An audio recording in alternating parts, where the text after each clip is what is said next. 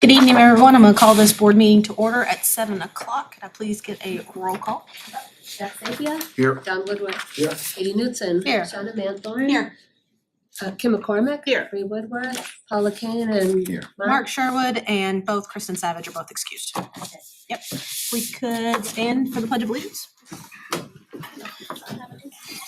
Allegiance to the flag of the United States of America and to the republic for which it stands, one nation, under God, indivisible, with liberty and justice for all. Right. Got a student, staff, and family share. Who do we have with us tonight? We can welcome Ms. Yasek, and she can give us a little brief preview of what we'll see in here. Awesome. Thanks, Laura. Thank you. Good evening. Good evening. I am super excited to have a few of our third grade students along with Mrs. Diffio, who is our intervention coach, as well as our reading, our reading intervention as well. So reading specialist, she's got two titles in one name, and reading specialist at Sandown North, as well as Carolyn Nednart, who is a third grade teacher at Sandown North.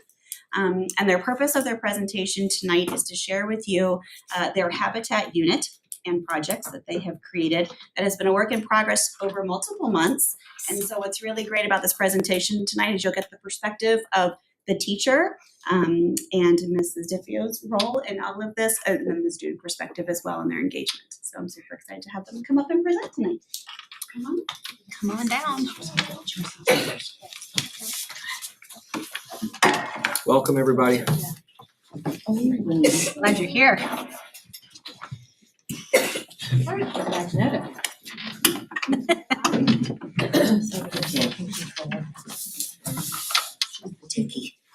Hi, welcome. You've already been introduced, so I am an ELE instructional coach at Sandown North, and these are some students who would like to introduce themselves, and Mrs. Nenard, third grade. I just want to give you a little background before we begin about the Habitat project and how it came about. And forgive me because I'm used to a touch screen. So there is a group of teachers who, from Sandown North, who participated in the Universal Design for Learning cohort through the New Hampshire Department of Education and CAST. We became interested in implementing the UDL design for planning instruction within our classrooms, and we brought back our learning and brought it to the PLCs in our building. And the third grade teachers embraced the learning, got really excited about it, and wanted to implement it in their classrooms. So that's how it started. And you guys are going to learn all about this now. I'm so lucky. So what is Universal Design for Learning? When I think of Universal Design for Learning, I think of what are the barriers? Like what's stopping students from learning? And then how do we remove those barriers? So it gives all students an equal opportunity to succeed. This approach to teaching and learning offers a flexibility in the ways students access their materials and also how they show their learning. The UDL also looks for different ways to keep students motivated. So the third grade team really wanted to look at engagement together with the help of Mike Anderson, who's a consultant who's been working with some schools. He's been working with us at Sandown North, and also Neil Albero, who's from CAST, that was provided by the state. The team used the UDL journey map to plan an integrated project-based lessons, and they are happy to share the results of their work with you today. I do want to say this started out being really messy work. We had a bulletin board, and if anyone has been in our conference room, we just put, this is all what we want to do. And then we really needed some help with that organization and how do we do that and how do we assess it, because it was a different way of teaching. So they really stepped up. Mike Anderson and Neil really stepped up and helped us a great deal. And we are actually meeting again with Neil next week to review and what we might change and do better the next time. Before I hand it over to Carolyn, I do want to say that I'm a data person. And so I wanted to see, is this instruction, will this benefit our kids? I wanted to take data before, data during, and see the difference. So I went, because it was engagement, I went in same time of day, I picked one classroom so it was consistent students, and I took data engaged and on task and off task, and I did percentages. I went multiple times before, and then I went during, probably never even saw me in there with my little notebook. And then I took data when they were doing the really hard work, which was the research, and then when they were doing the more engaging work, which was the project. Huge increase in engagement. It was really significant. So I'm going to hand it over now to Carolyn. Click the slide. So students initially, the teachers, we developed a plan where each teacher took upon a different habitat, the ocean, the Arctic, the rainforest, and the savanna. So we each did a piece of a slideshow. All the students saw that slideshow, and then from there, they got to choose their top 3 animals and habitats that they would like. So you can see them working on different things. My room was painting central, painting away and glitter. And then after that, so they chose their animal, and then we broke them up into those different habitats. And quite a few times during the course of learning, all the Savannah kids were in that Savannah classroom. All the Rainforest kids were in that. So they were totally mixed up with teachers and other classmate students. So it was a great way for them to experience working with kids they might not have worked with since first grade or something like that. So it was I believe everybody got their top pick. So, and there were a few duplicates, but that's okay. They actually collaborated together. Let's see. So I'm hoping this works. This is just some samples of the projects that the kids did. This is a little girl who's going to tell you about her project. Oh, it didn't work. Hold on. There we go.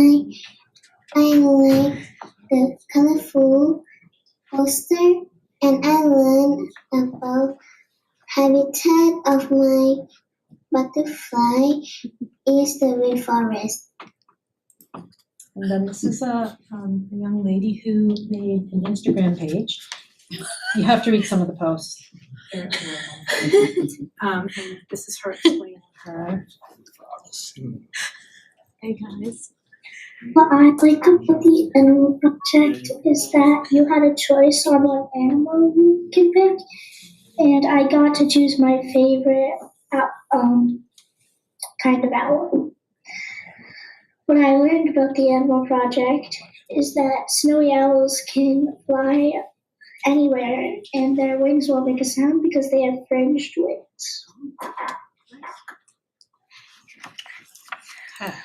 So now this is Ella Runyon's project, and she's going to tell you a little bit about it, and then they told me that they're fine if you have questions to ask them. Hi, my name is Ella Runyon. I chose a jellyfish for my project. The jellyfish habitat is the ocean. A fun fact I learned is a jellyfish can be found 11 kilometers deep down in the ocean. I liked working hard on this project. And then I'm gonna let Braden share, and then if you have questions for him. Hi, my name is Braden. My project is about pythons. Their habitat is the rainforest. I learned what pythons eat. I liked making it because of how hard I worked on it. If anyone has any questions for them? Right now. And then I did forget to mention before that the students got to choose however they wanted to share about the habitat. As you can see, there was Instagram posts. We had dioramas, posters. Some of them did Google slideshows. Yours was a character profile. Somebody else made trading cards. So it was limitless as far as whatever they wanted to do, and they had to follow a rubric or the guidelines. And we were still working on that today and going through, did they have their 5 facts? Did they do this? And it was a great way for them to double check their work. And then as the teacher, I went in and I was doing it along with oh no, it's over here. I'm like, oh, I missed that one. But so it was a real positive for that, and that was in one of my little bullets there. So we did see the students collaborating and working together at times. Students you had never seen together were working together and collaborating well. And even today, I had a student comment, he goes, "Oh yeah, I work with her, she's great, we had a good time together." So it was nice to see them going beyond their comfort zone of choosing a new friend to work with. And then it was a great way to connect all aspects of the curriculum. We did reading, writing, spelling, math, art, technology, social studies, and of course, science. The students were self-motivated, as you can tell, and were extremely open to peer and teacher feedback. So it was nice to have them, a friend would suggest something, or I don't understand that, would you explain that more to me, or make that clear for me, or how about you put more glitter over here? That'll really add something to it. So they were really good. We did exceed our goals for engagement with the students. It didn't matter the students' academic level or where they were, but they were more than successful with the project, and they got to choose the way they wanted to show their knowledge. And would we do this again? Yes, absolutely. Not only did it allow the students a chance to think outside the box, but it afforded us as teachers the opportunity to be creative alongside our students, which was really great. And the kids, I think they really appreciated our flexibility, and that, sure, go ahead, try that, see what's gonna happen. If it spills or whatever, we'll clean it up. The floors are tile, we can clean them. So it was a great experience for all. And just an aside, Mike Anderson has asked us to write a blog for his website about the project and our process. That's awesome. So successful. Yeah. This is the There's the third crew. grade team. Teacher. Sandy, Mrs. Carroll, Mrs. Nenner, and Mrs. McCart. Oh, and then this, on next Wednesday, we are having our Habitat exhibit safari, learn about our learning, May 8th, 2:15 to 2:50. Anyone is more than welcome to attend. Awesome. Are you gonna So- have any pythons or? No, really, no. Yeah, just exclusively just models. I don't think the custodian would like that. So what was one of your favorite parts about doing this project? Probably working really hard on mine. Just really hard? What about, you didn't throw any glitter around anywhere, did you? I like decorating it. What about you? My favorite part was looking up how I could figure out information to put on my paper. Yeah, it was both of you did very well. They're very well designed. Does anybody have any other comments or questions they'd like to ask these two? Bree, and then Shauna. I just wanted to know how you picked the format of your project. So you did Instagram and you did a profile. What made you want to do those? Well, she did actually Oh, the sorry. board. Oh, The the poster Instagram board. girl Right. wasn't here. But how come you chose a board? It's because I like learning new things, and I like sharing it with new people. So when there's like a lot of facts, I like to put it on so people can learn new things too. Great reason. And I picked mine because I really liked how the character profile looked, and like I could put like in different places, and if I needed to fix it, I could just delete it and put it back on. Very nice. Shauna? So I work with college students who don't ever look at a rubric. What their assignment is supposed to look like. Or, and so tell me how that impacted your project. Did you look at that rubric and find something that maybe you wanted to add more details to make sure you got your full points? Or did you not have enough information somewhere? And did that help you with your learning of and the expectations of the assignment? That was the checklist. Would you Did give check yourself checklist? 100 Go on your back project? Did you get to do the checklist yet? Oh, so Ella hasn't gotten a chance to do Ella it. hasn't done it. Okay. I had to add some of my things because I forgot to do something, and then I went back onto my thing and fixed it, and then added it to my thing. So you found that part of the process helpful? So now you'll get 100? So Ella, you're planning to do that part of the process? Okay, cool. Well, both of your projects looks really great, Yes. along with the rest of your classmates. Does anybody else have any other questions or comments? Sandy? Yeah, the kids, you did an awesome job. I really want to recognize the work of the teachers because everything that they've spoken to, we started working on with our teachers across the district with Mike Anderson, right, intrinsic motivation and how to shift from external motivators, grades, deadlines, to having activities that are naturally motivating for students to be learners. And, the teachers went through that. We did book studies, we did PD day sessions, we started moving toward universal design for learning. Amy was our first participant with our admin team, I think a little over a year ago, going to the Department of Ed to start learning that. And it's so exciting to see you bringing it back and working with the kids. And just thank you. It's really great work. It's spreading. We had other grades that are working, kindergarten's working on setting goals for their students, which is huge for Yes. kindergarten. And first grade is working on also setting goals, but they're also working on engagement and have been going through instructional rounds this week. So I've been kind of covering classes so they can get into each other's classes, and they're looking at engagement and how to increase engagement in their phonics instruction. Yeah, it's awesome.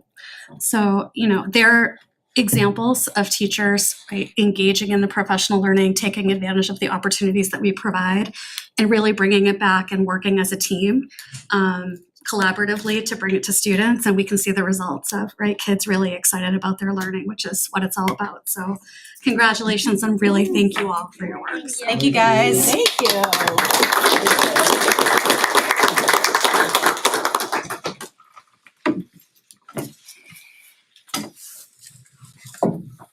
All right, next is the return of our student rep, Armand. Yes, I had a couple weeks off, wasn't feeling well, but great to be back Glad you're here. back. Next week, all of the schools in the district are excited to celebrate their teachers and all of the hard work that they do, as it is Teacher Appreciation Week. The all-district beginner instrumental concert that was held on April 17th was a wonderful event that brought beginning band and string students together from all 4 towns together to perform for the first time. A special thank you goes to all who were involved in making that happen. A big shout out to the PTA at Sandown Central for organizing a flower scavenger hunt for students that took place right before break. Once all of the flowers were found, the students received a prize that they were able to use over vacation. Central's kindergarten students will be joining the students at North on May 15th for the summer reading kickoff.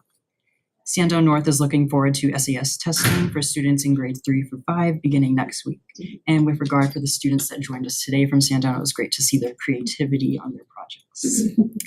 The Unified Arts teachers at Danville held an event at school on April 17th to showcase what is taught throughout the year in art, PE, innovation, library, and technology. Some excellent examples of student work were on display for families to see. Mr. Dowdy, an innovation teacher, created a STEM day in coordination with the Portsmouth Naval Shipyard on April 19th. All of the Danville students were able to learn about how science, math, technology are applied to real-world situations, and they got to see what is done at the shipyard each day. Atkinson Academy has some upcoming field trips as we approach the end of the year. For first grade, there will be a wildlife encounters presentation on May 17th. This is a program where students learn all sorts of things about animals. A variety of live animals will visit the academy. For second grade, they will be doing an Exploring Our Community walk on May 21st and 22nd. Students will take a walking tour of Atkinson's local community area, that being the police station, fire station, library, historical society, and community store.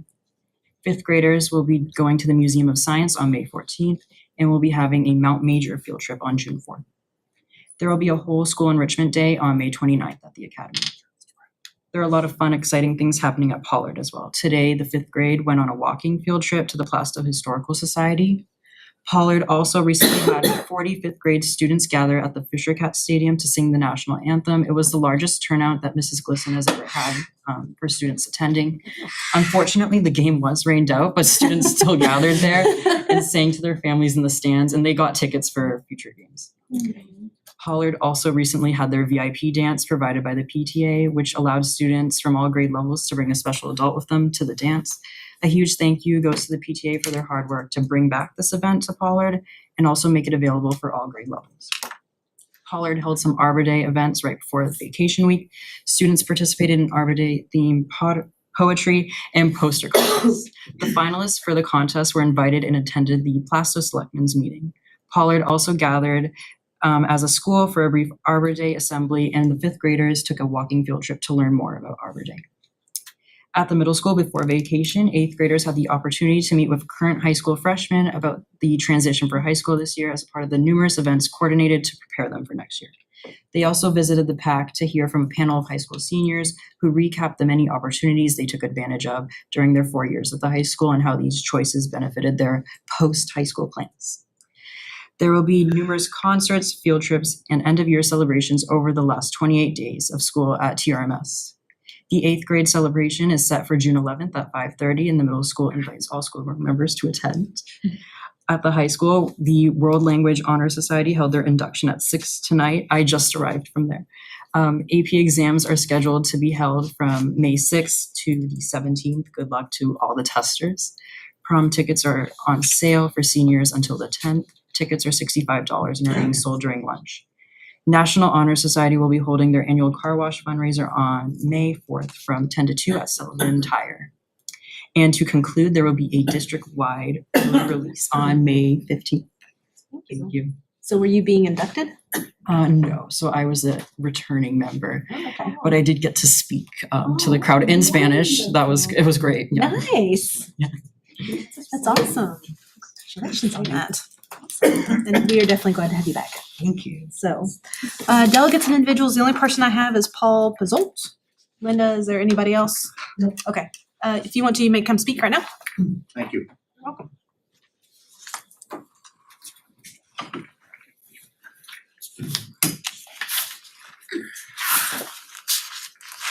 Hello, everyone. My name is Paul Pazalt, registered voter and taxpayer from Danville, New Hampshire.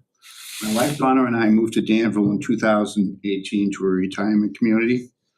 While we love our town and general area, our attention immediately focused on a property tax increase in the latter part of 2023, roughly a 30% increase in one shot due to the school district we reside in. This is an increase I've never seen before in my years as a taxpayer. Rumors are that our property taxes will increase again in 2024 due to the school district. This is quite ironic after finding that our school district student population has actually reduced over time. I find it misleading to voters in school district warrant articles each year that no tax impact per thousand is documented. I'm concerned that while 4 separate towns vote on school district ballots each year, the votes are tabulated by a district total count, not how each town itself votes on the ballot. Concerned taxpayers are organizing and challenging the school budget, expenses, surplus funds, and overall financial procedures, as we as taxpayers should be aware of on public record. I support our teachers, students, in best education possible in a safe manner. However, LED lights on a football field, tennis court lights, and other wants versus needs clearly need to be addressed. It's time we get the budget and spending in check, give surplus back to the taxpayers immediately, and create a fair playing field for the school district taxpayers, including the overall school district tax formula. I'm just one of many taxpayers with an eye on the ball as we continue to organize and find solutions to what I personally feel is an unacceptable tax burden. Thank you for listening. And may I have this put into the minutes? Absolutely. Just hand it to our secretary, please. Thank you for your time. Thank you so much. Thank you for coming down and being here. Thank you. Could I have a motion to move the 27 minutes remaining to the end of the meeting, please? So moved. Can I have a second? Second. Motion made by Shauna, seconded by Kim. Other discussion? All those in favor? Opposed and abstained. 8-0. All right. Next is approval of the minutes. There are 3 sets. So we have our meeting minutes from the 4/18 school board meeting. We have the workshop minutes for 4/29, and then we do have 1 set of non-public. So let's do the meeting minutes from 4/18 first.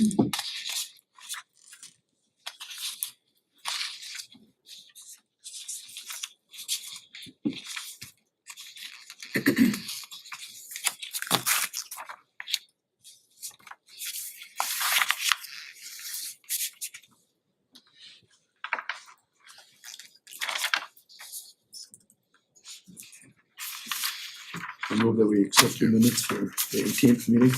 Motion by Don and seconded by Jack. Any other discussion for the 4:18 minutes? All those in favor? Hold up, because I know there's some abstentions. 1, 2, 3, 4. 4. Any abstaining? 3. So 4, 0 against, and 3 abstaining. I just found it interesting the way the room was divided. No. Boy, girl, boy, girl.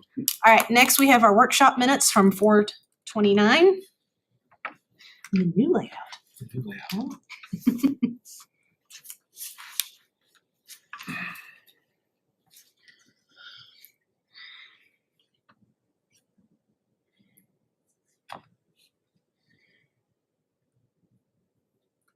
So you want to make a motion to accept the 4:29 meeting minutes? So moved. Moved by Jack. Do I have a second? Second. Seconded by Shauna. Any discussion? All those in favor? Opposed and abstained. 7-0-0. I'm sorry, it was never 8, it's always been 7. Okay, next is some non-public meeting minutes.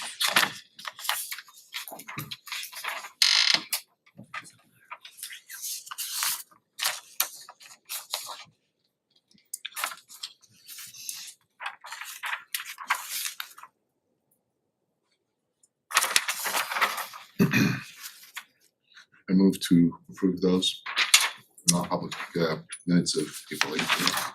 Motion to approve by Jack. Do I have a second? Second. Second by Dawn. Any other discussion? All in favor? Opposed and abstained. So 4-0-3. This is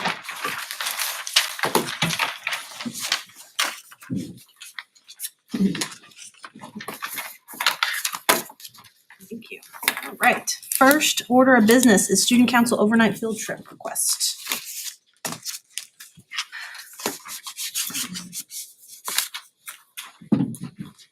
Hello. Good evening. Good evening. In your packets, you have a request for a overnight trip. Per policy, the school board needs to approve overnight trips. This is a student council trip. I believe it's to New Mexico. Albuquerque. And so students, there's trips all over the United States for student council. This is one of many that kids have options to go to, and we feel like this is a great trip for those students. Anybody have any questions? I do. Mark, how many students are going and how many, I'll say chaperones, I know it's kind of a word, but. 4 students are going and 2 are chaperones. Okay, so to me, the only thing is safety and. Yep. So it's a 15-to-1 ratio for field trips usually, but we also want 2 chaperones because we don't want to have ever a chaperone just by themselves in case something happens. One chaperone can stay with some students, and then there's another chaperone. So even when it's less than 15 students, we always have 2 chaperones. Thank you. Any other questions? Dawn, go ahead. Is this in place of going to the national conference this year? I believe so, but don't hold me to that. Okay. Because I think they might still be going, but I know that this is it's a relatively new conference. Yeah. As part of this. Well, it seems like a training. It seems very, purposeful, Yes. and Yes. they can bring back from this, strategies for doing their job as council members themselves. Yes. Make a motion to approve the Student Council Vision Conference overnight travel from June 19th to June 23rd, 2024. A motion to have a second? Seconded by Dawn. Any other discussion? All those in favor? Opposed and abstained? 7-0-0. Thank you. Thank you. Right. Up next is another field trip. Mr. Schweiss. Thank you very much. So I have that brief write-up for you. The music department has a tradition of going on a trip every 2 years. We took a break for that during the pandemic, but we went back to Disney 2 years ago. We try and alternate between a large-scale trip similar to Disney and a small-scale cultural trip. The last 2 times we've done that, we've gone to DC. This time we'd like to take the students to New York City. We have that planned 3 days over April vacation, so no students are going to miss any school time for it. We've got on the docket seeing the New York Phil, seeing a Broadway show, going to 9/11 Memorial, going to the Museum of Art. a DJ dinner cruise. Times Square. Don't need another chaperone. Yeah, sounds like a really nice trip. Does anybody have any questions for Mr. Schweiss about this? Yeah, Bree, go ahead. I just want to confirm that this would not impact the district budget because it is fully funded by the students and families. Correct. Yeah, TMA sponsored trip. They handle the fundraising. The families handle the fundraising, and any that they're not able to fundraise, they pay directly towards the total cost. It's a great trip. Any other questions? Why New York and not DC this year? Just out of curiosity. I think something different for the people maybe running it as well. Yeah. And then there are a few more arts consumption opportunities in New York as opposed to DC. I think Broadway show is a big draw. New York Phil is a big draw. That's great. Thank you.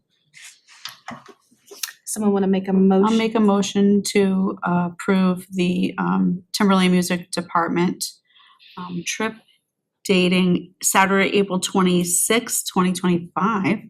Yes? Yep. Oh, boy. Through, I'm sorry, Kurt, I don't see the date. Is it 28th? April 28th. Monday, April 28th, 2025. Second. Motion made by Shauna, seconded by Bree. Any other discussion? All those in favor? Opposed? Abstained? All right. Have fun. Thank you so much. Thank you. Thank you. Good luck. Up next is second read, curriculum revisions for Health 1 and Intro to Fitness.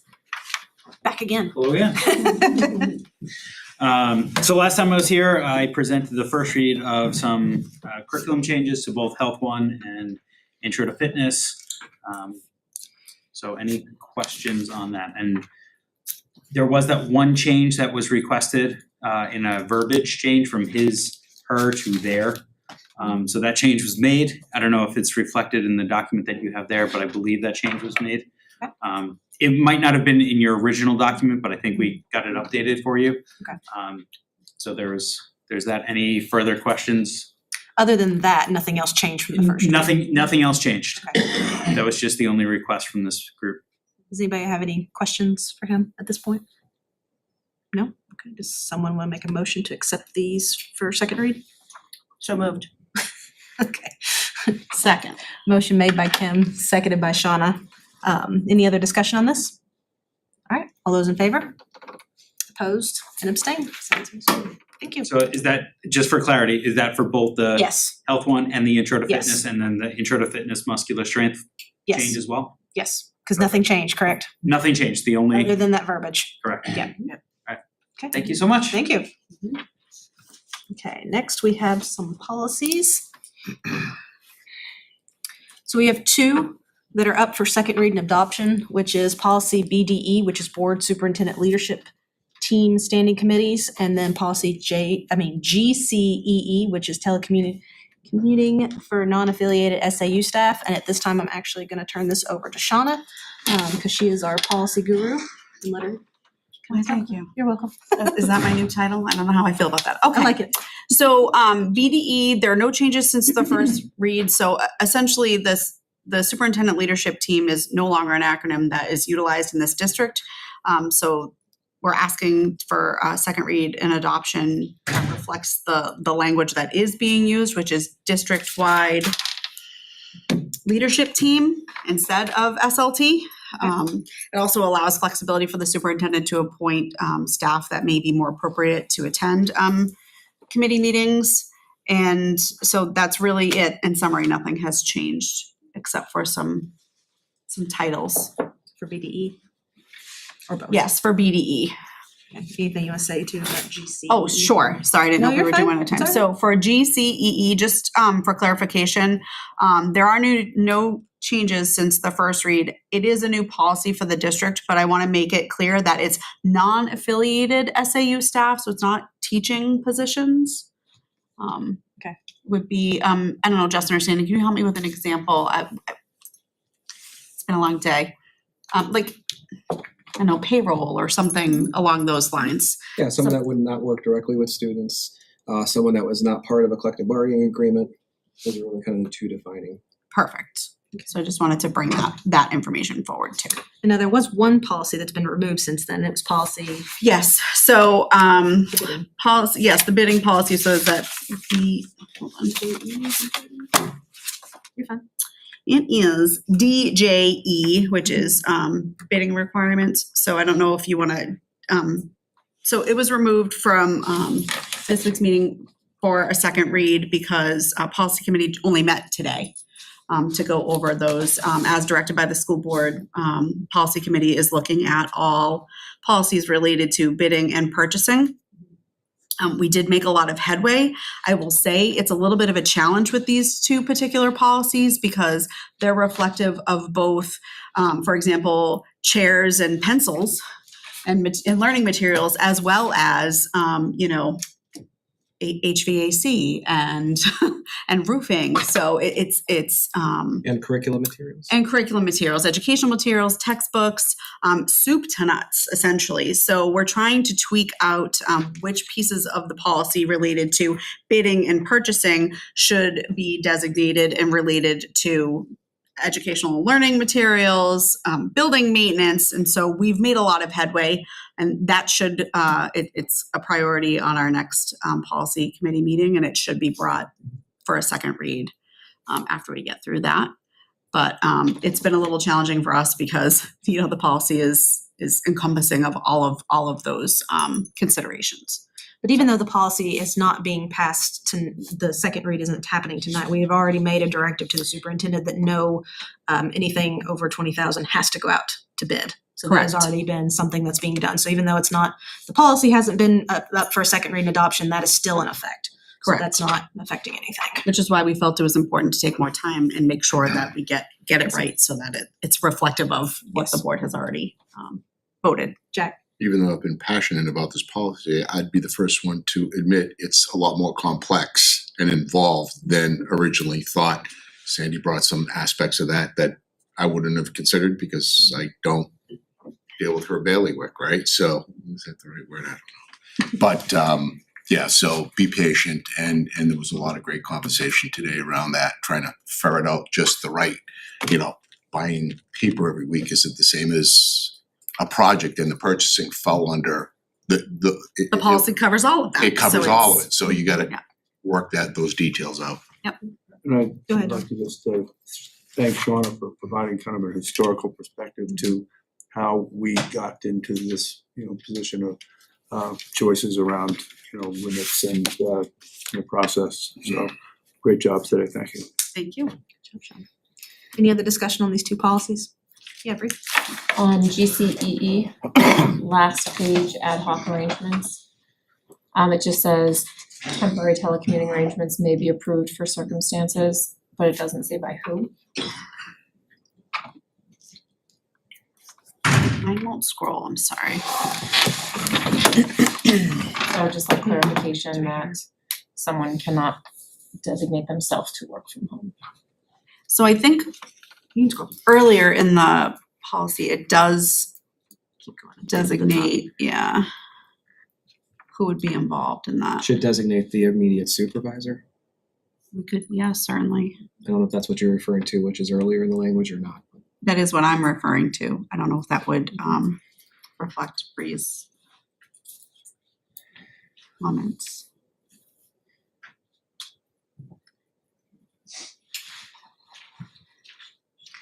It says on the first page, under eligibility, it's the first bulletin, it says employee suitability. It says the employee and manager will assess the needs and work habits of the employee compared to the traits customarily recognized as appropriate for successful telecommuters. Mm-hmm. Or would you like in that last one to say that, like specifically the, I personally would like in the last one, just temporary telecommuting arrangements may be approved by. okay, Immediate supervisor. okay. Will you write immediate supervisor? Sure can. Are you gonna fix her thing? Oh, there you go, that works too. Earlier in the policy, though, it does say, it talks about eligibility, and it says individuals requesting formal telecommuting arrangements. We could even add formal / ad hoc to that, because then that actually, the eligibility criteria is clearly defined there. I'm okay with that. Does that helps, I think, match that. She can just share mine, don't worry about it. Is that okay? Yeah, don't worry about it. I'm cursed. Technology hates me. Thankfully you don't. Okay, so I can take that back? Is that what you're asking, or Or would you be Or okay we- with the amendment? with the amendment? Okay. I have a question for the superintendent. My only concern on this is that we start going down some type of slippery slope. Where do you see this being implemented and the limitations to it? As an opportunity to perhaps hire staff in a really competitive market that can deliver what we need to have done, but that does not impact the direct instruction for kids. So, and I guess what I needed is some type of, we basically pulled this out of other districts, right? We copied, didn't we? We didn't, did we develop this on our own, or was this? There's some model policies about it, That's, or just some thank you. districts that are engaged in it, yes. So so basically, this is from an administrative standpoint that this would pertain to.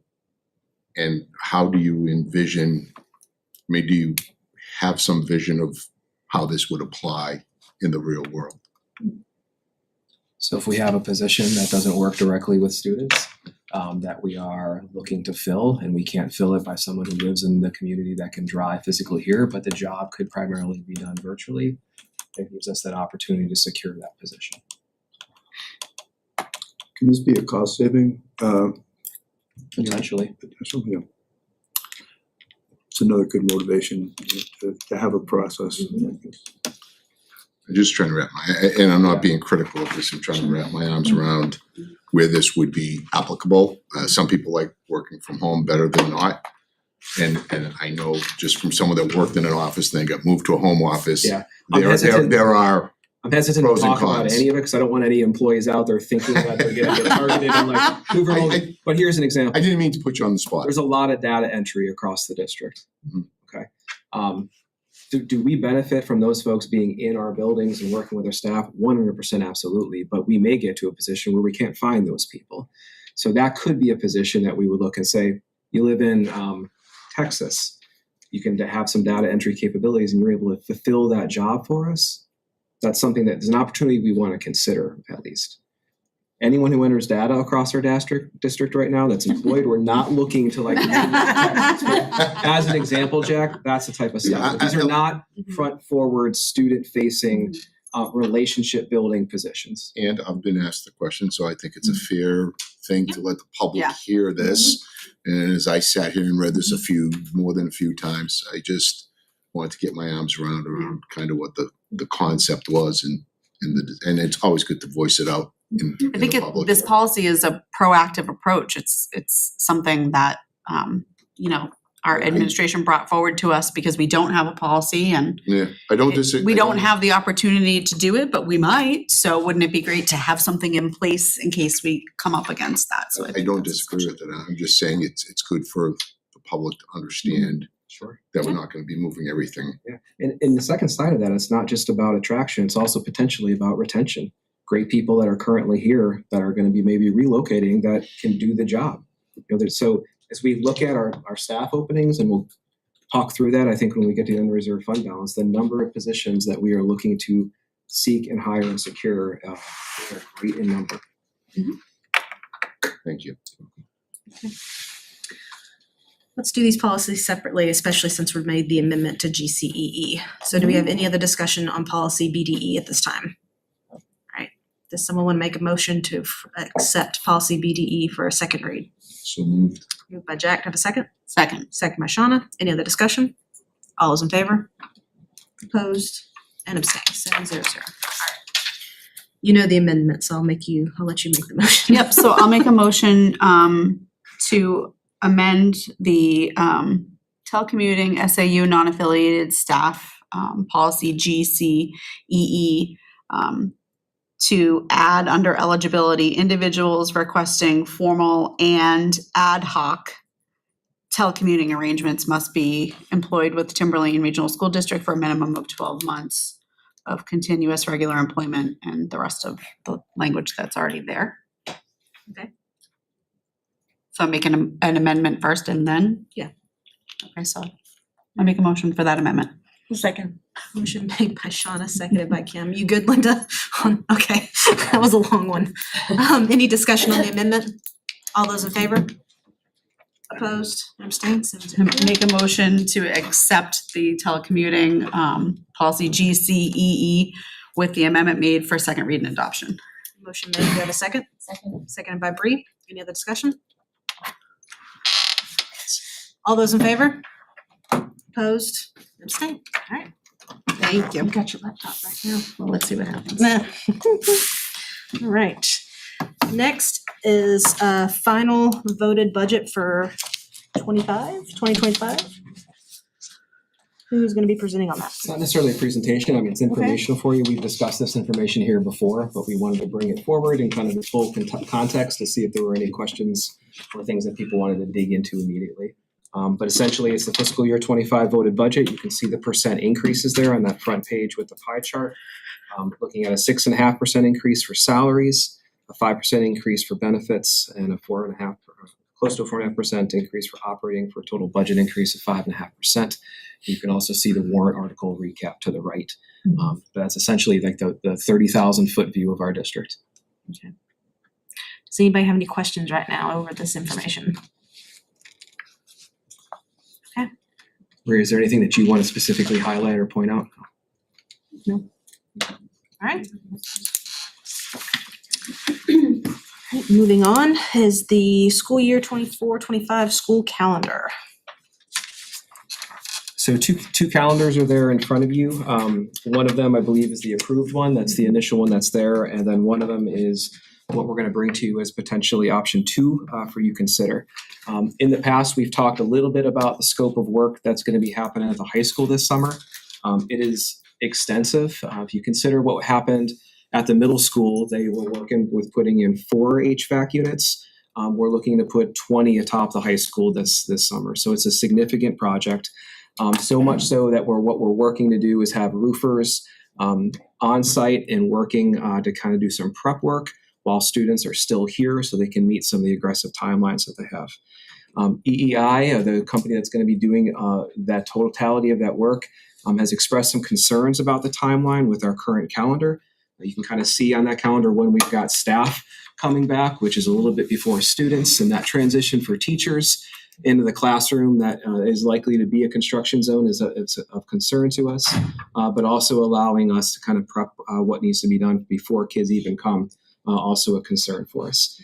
So we feel like we've got some flexibility about potentially pushing the start of school after Labor Day. It would give us a little bit of time to account for some weather complications this summer and some of the other pieces that just maybe go awry and the best laid plans when you're doing a multi-million-dollar construction project. So we wanted to bring that here. Sandy and I have talked this out in many different angles and ways. I think we're at the point now where we feel more strongly on the revision at this point. We'd rather give the opportunity that is unadulterated and unfiltered without kids there to get as much of that rough work done as potentially possible, and then not having it kind of interrupt instruction throughout the process, or at least to mitigate that. It's a ton of work, it's a ton of scope of work, and we just want to be sure that we're as ready to receive kids in August. There would be some potential impacts, of course, to dates and things. If you needed, Sandy, if I could ask you to maybe talk through the details of what the revisions look like, just to give the board and the public a kind of a general picture of what the changes would be. So in your packet, you actually have 3 calendars. The first is the voted calendar that you as a board approved several months back. And then there are 2 proposals. Proposal A is a calendar that we brought to you back when we originally proposed calendars to you. This option is still before Labor Day. However, it would entail starting school on that first week on the 28th, which with our 2 PD days on Monday and Tuesday. And so doing that pushes our end of school into that 3rd week in June, with the last day of school being on the 17th. So that's a proposal that we brought to you several months ago that you saw. The PD days, early release days, vacations, nothing has changed. It's really just on the tail end. Proposal B is the proposal that would entail starting after Labor Day. We would be looking at having our professional development days still on that week prior. But if work is still happening at the high school, we can work to coordinate to the greatest extent possible, having any district PD outside of the high school.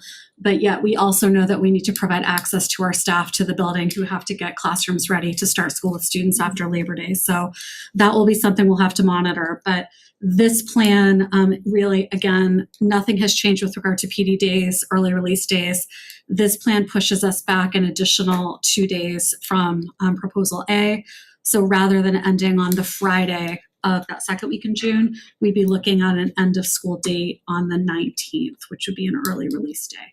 I don't know if you were contemplating this, but we did look at the potential impact to our CTE calendar alignment. As you may remember, we have to remain under 10 days. This proposal B, I can tell you Salem right now, their end of day, last day of school for next year is Monday the 16th. So we would have 3 days out of compliance with Salem. Pinkerton is the 17th, and so it would be an additional 2 days out of compliance. We are still well under the threshold of 10. So this does not impact that for us. But. Dawn and then Jack. Yeah, I think it's a good idea to be thinking long term, but if you have to wait till the end of summer to find out that you can't make it on time, that you're gonna have a real hard time with every contractual obligation you've made, with your teachers and everything in terms of their dates changing. So I think having a forecast of, probably needing that time, it's very wise to look at proposal B. Jack, and then Bree. This is pretty simple for me. You got a ton of work going on out there. I would support Schedule B for a host of different reasons, but you're going to have the work being done. Those are heavy loads, people on roofs. I know you could do it during the school year, but we would prefer not. And maybe they could get it done before on Schedule A, but if you have any bad weather at all, and if it can go wrong, it will. And that includes if everything just runs perfectly smooth. And I'm sure it will, but does it ever? So, no, B is the way to go here. Several questions, I apologize. Go So for the NTI, can that be off-site of the high school? Like, would you have that at the middle school or elementary or something? We always do. You always do. So new teacher induction is, typically, So regardless. Yeah. we're not worried about regardless, we those would not days. do it Okay. in, regardless of the calendar, it does not take place at the high school. And then, Armand, how do you feel about not coming back until after Labor Day? I think it's definitely something new that we haven't had before, if I remember correctly, but I think that would probably be the best choice, especially like you guys mentioned about the work going on.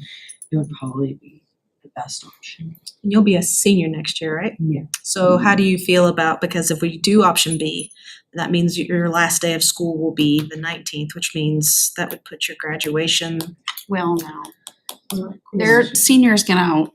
No, but that puts them graduating later. That was my Than- next than question. average, When- Yeah, so how do you feel about that? Forget about what you've heard about all that. How do you Yeah. feel about that? Well, especially I can attest to the seniors now, like everyone's itching to get out. So it would probably be that type of situation. Yeah, that's fair. But, the after Labor Day, is, I think that's something new and I would like that. Oh, okay. Yeah. Bree, I didn't mean to take your thunder. That was my last question. I know that one of the reasons for choosing the other one was to make graduation earlier. So how does the proposal B affect graduation? We, by RSA seniors, the RSA around the school calendar, and instructional hours, they cannot graduate or end any more than the equivalent of 5 instructional days. And the number of hours breaks down to essentially 5 days. So again, rather than if we ended on the 13th, as is the calendar now, tentatively, the projected graduation date would likely be Saturday the 7th. Moving it to either the 17th or the 19th, we'd be looking at Saturday the 14th as graduation. So it would push graduation forward by a week.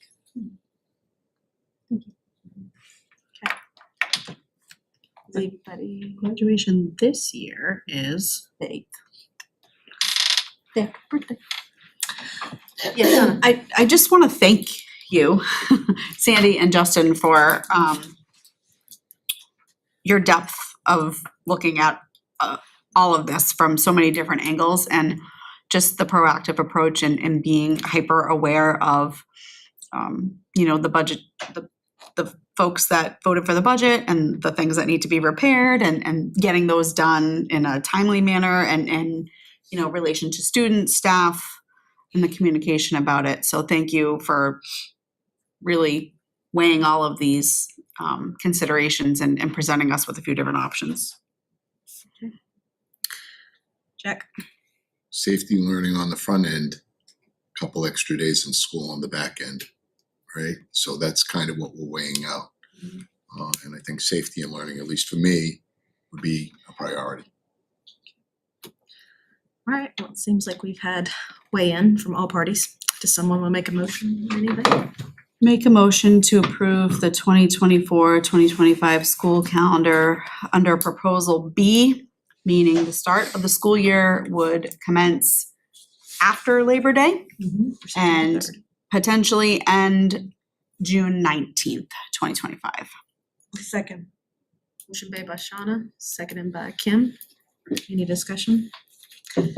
Just for the people at home, this is an kind of extraordinary circumstance with all the work that is going on at the high school. We just want to make sure that it all gets done so there's no issues and it creates a safe learning environment for the kids. Any other discussion? All right, all those in favor? Opposed and abstained? 6-0-1. Okay. Next is school board goals. We had a really good workshop on the 29th. There was a lot of really good discussion. We added a couple goals this year. We've also met some goals. Some of the goals that we did come to, we have this, our goals are broken down into a couple categories. We have learning, personnel, community connection and communication, and then we also have facilities and learning environment. The area that we really were able to accomplish some goals was community connection and communication. Goal 1, which was develop a 5-year strategic plan for implementation by March 1st. The new date is 2028, but we actually had met our previous goal, which was, what was the? March 1st, 2023. March 1st, 2023. So we had met that goal, but again, this is something that we want to continue to go, so we just changed it to 2028. We also achieved the goal, which was number 2, which is finalize and approve a 5-year strategic plan, which was previous dates, and monitor implementation quarterly at school board meetings. Again, we met this goal, but we just changed these dates so that it, which now is 2029 to 2034, again, because this is something that needs to be a recurring thing. Two of the new goals that we did add was number 3, which is explore alternative methods of district efficacy outcome measures, including but not limited to strategic planning. And then 4, which was invite and engage. No, that was not a new one. Let's see. 6 was the. 6, yeah, develop opportunities for parents, students, staff, stakeholders, and community to engage in activities to support improved mental health wellness. Other than those changes, there was nothing else. Some of these are the same. Yes, there was number 3 changed from K to 12. Oh, yeah. Yes. Under learning. Under learning, number 3. Thank you, guys. 2 and 3. Yes, 2 and 3. Yep. No, it was 3. 3 was the one that was 2 was specific to always K. that. Always. Yeah. Okay. So one thing that changes in our previous goal, it said monitor the alignment of K through 5 instruction, assessment, and reporting to build consistency across the district related to personalized student learning. Had a lot of discussion, and we decided that it was best to do it K through 12 because when they get to middle and high school, they can be in different teams, different classes, and so we just it should encompass everybody. Does anybody have anything they want to discuss or anything about our goals? Okay.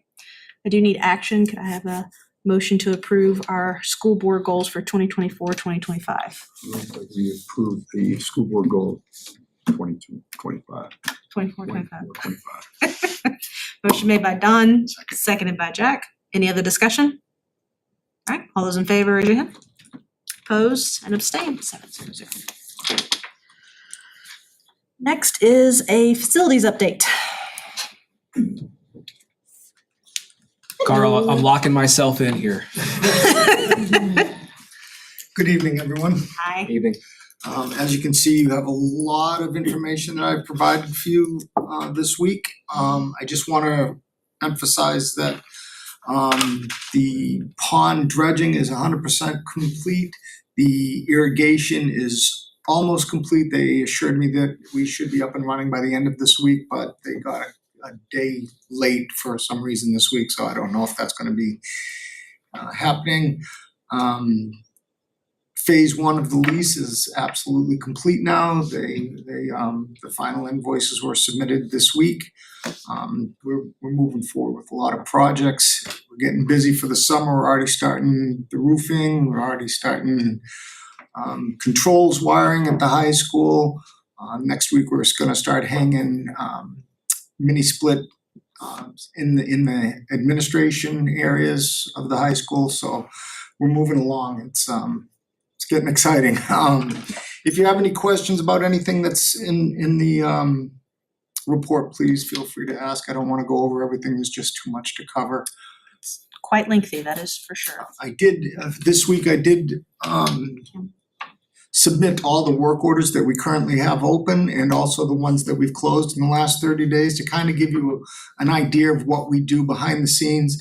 I know I give a number, hey, we did closed 100 and some odd work orders this week. Now you can actually see what the maintenance staff is actually working on in the system. Where is that located? It's in the back of the, I think. Is it in this report? It's there. It's in this report, It's the yes. grid at the end of the report. It's a spreadsheet. And You can't miss it. I think we've asked this in previous meetings, but do we not also have his facility update posted somewhere on the website so people can have access to completed stuff? Do you all not post that? Through the committee meetings, that was going to be happening. Okay. But yes, we're going to get there. Okay.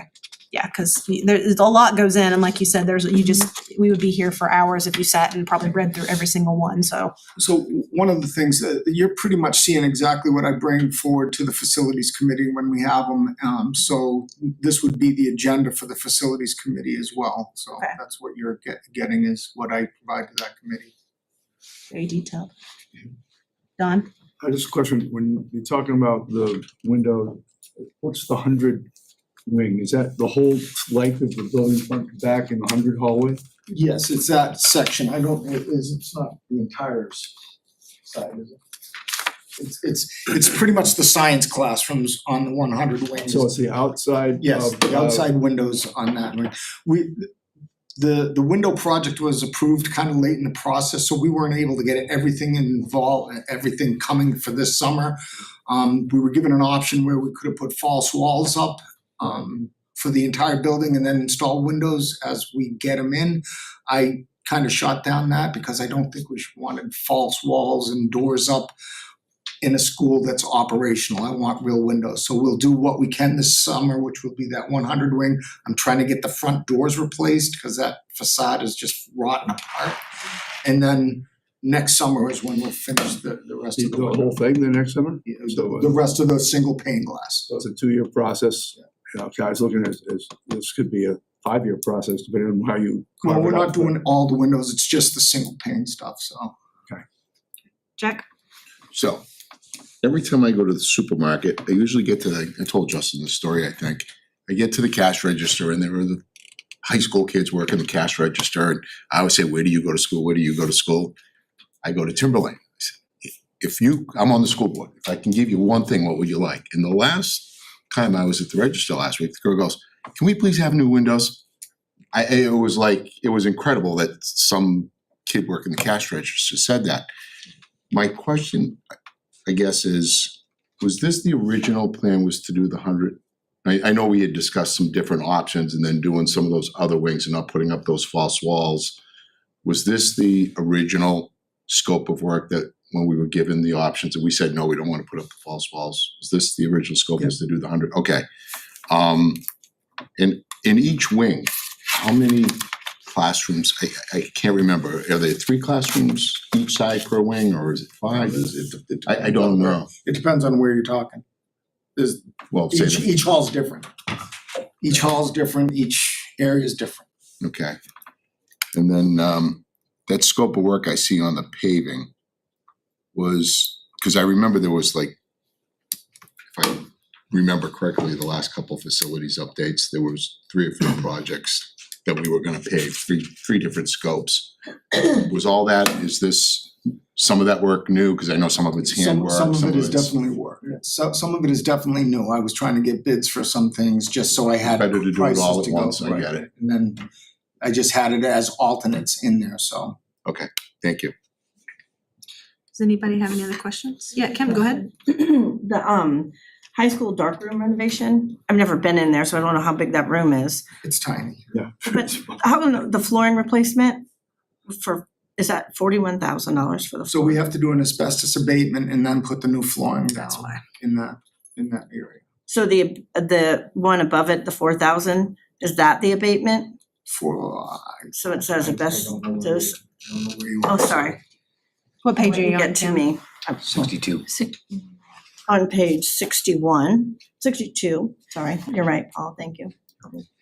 Carl, this was a project that came through the CIP committee and Correct, and at the time, the limit was $50,000, and they told me to just go ahead and do it this year. That I know some lists say I have it on the 2024 list, some lists I have it on the 2025 list.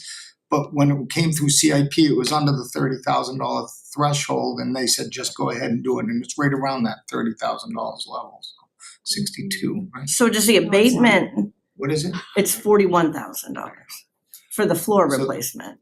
Okay, I see now. But the floor replacement, you said was the asbestos abatement, but that's $4,000.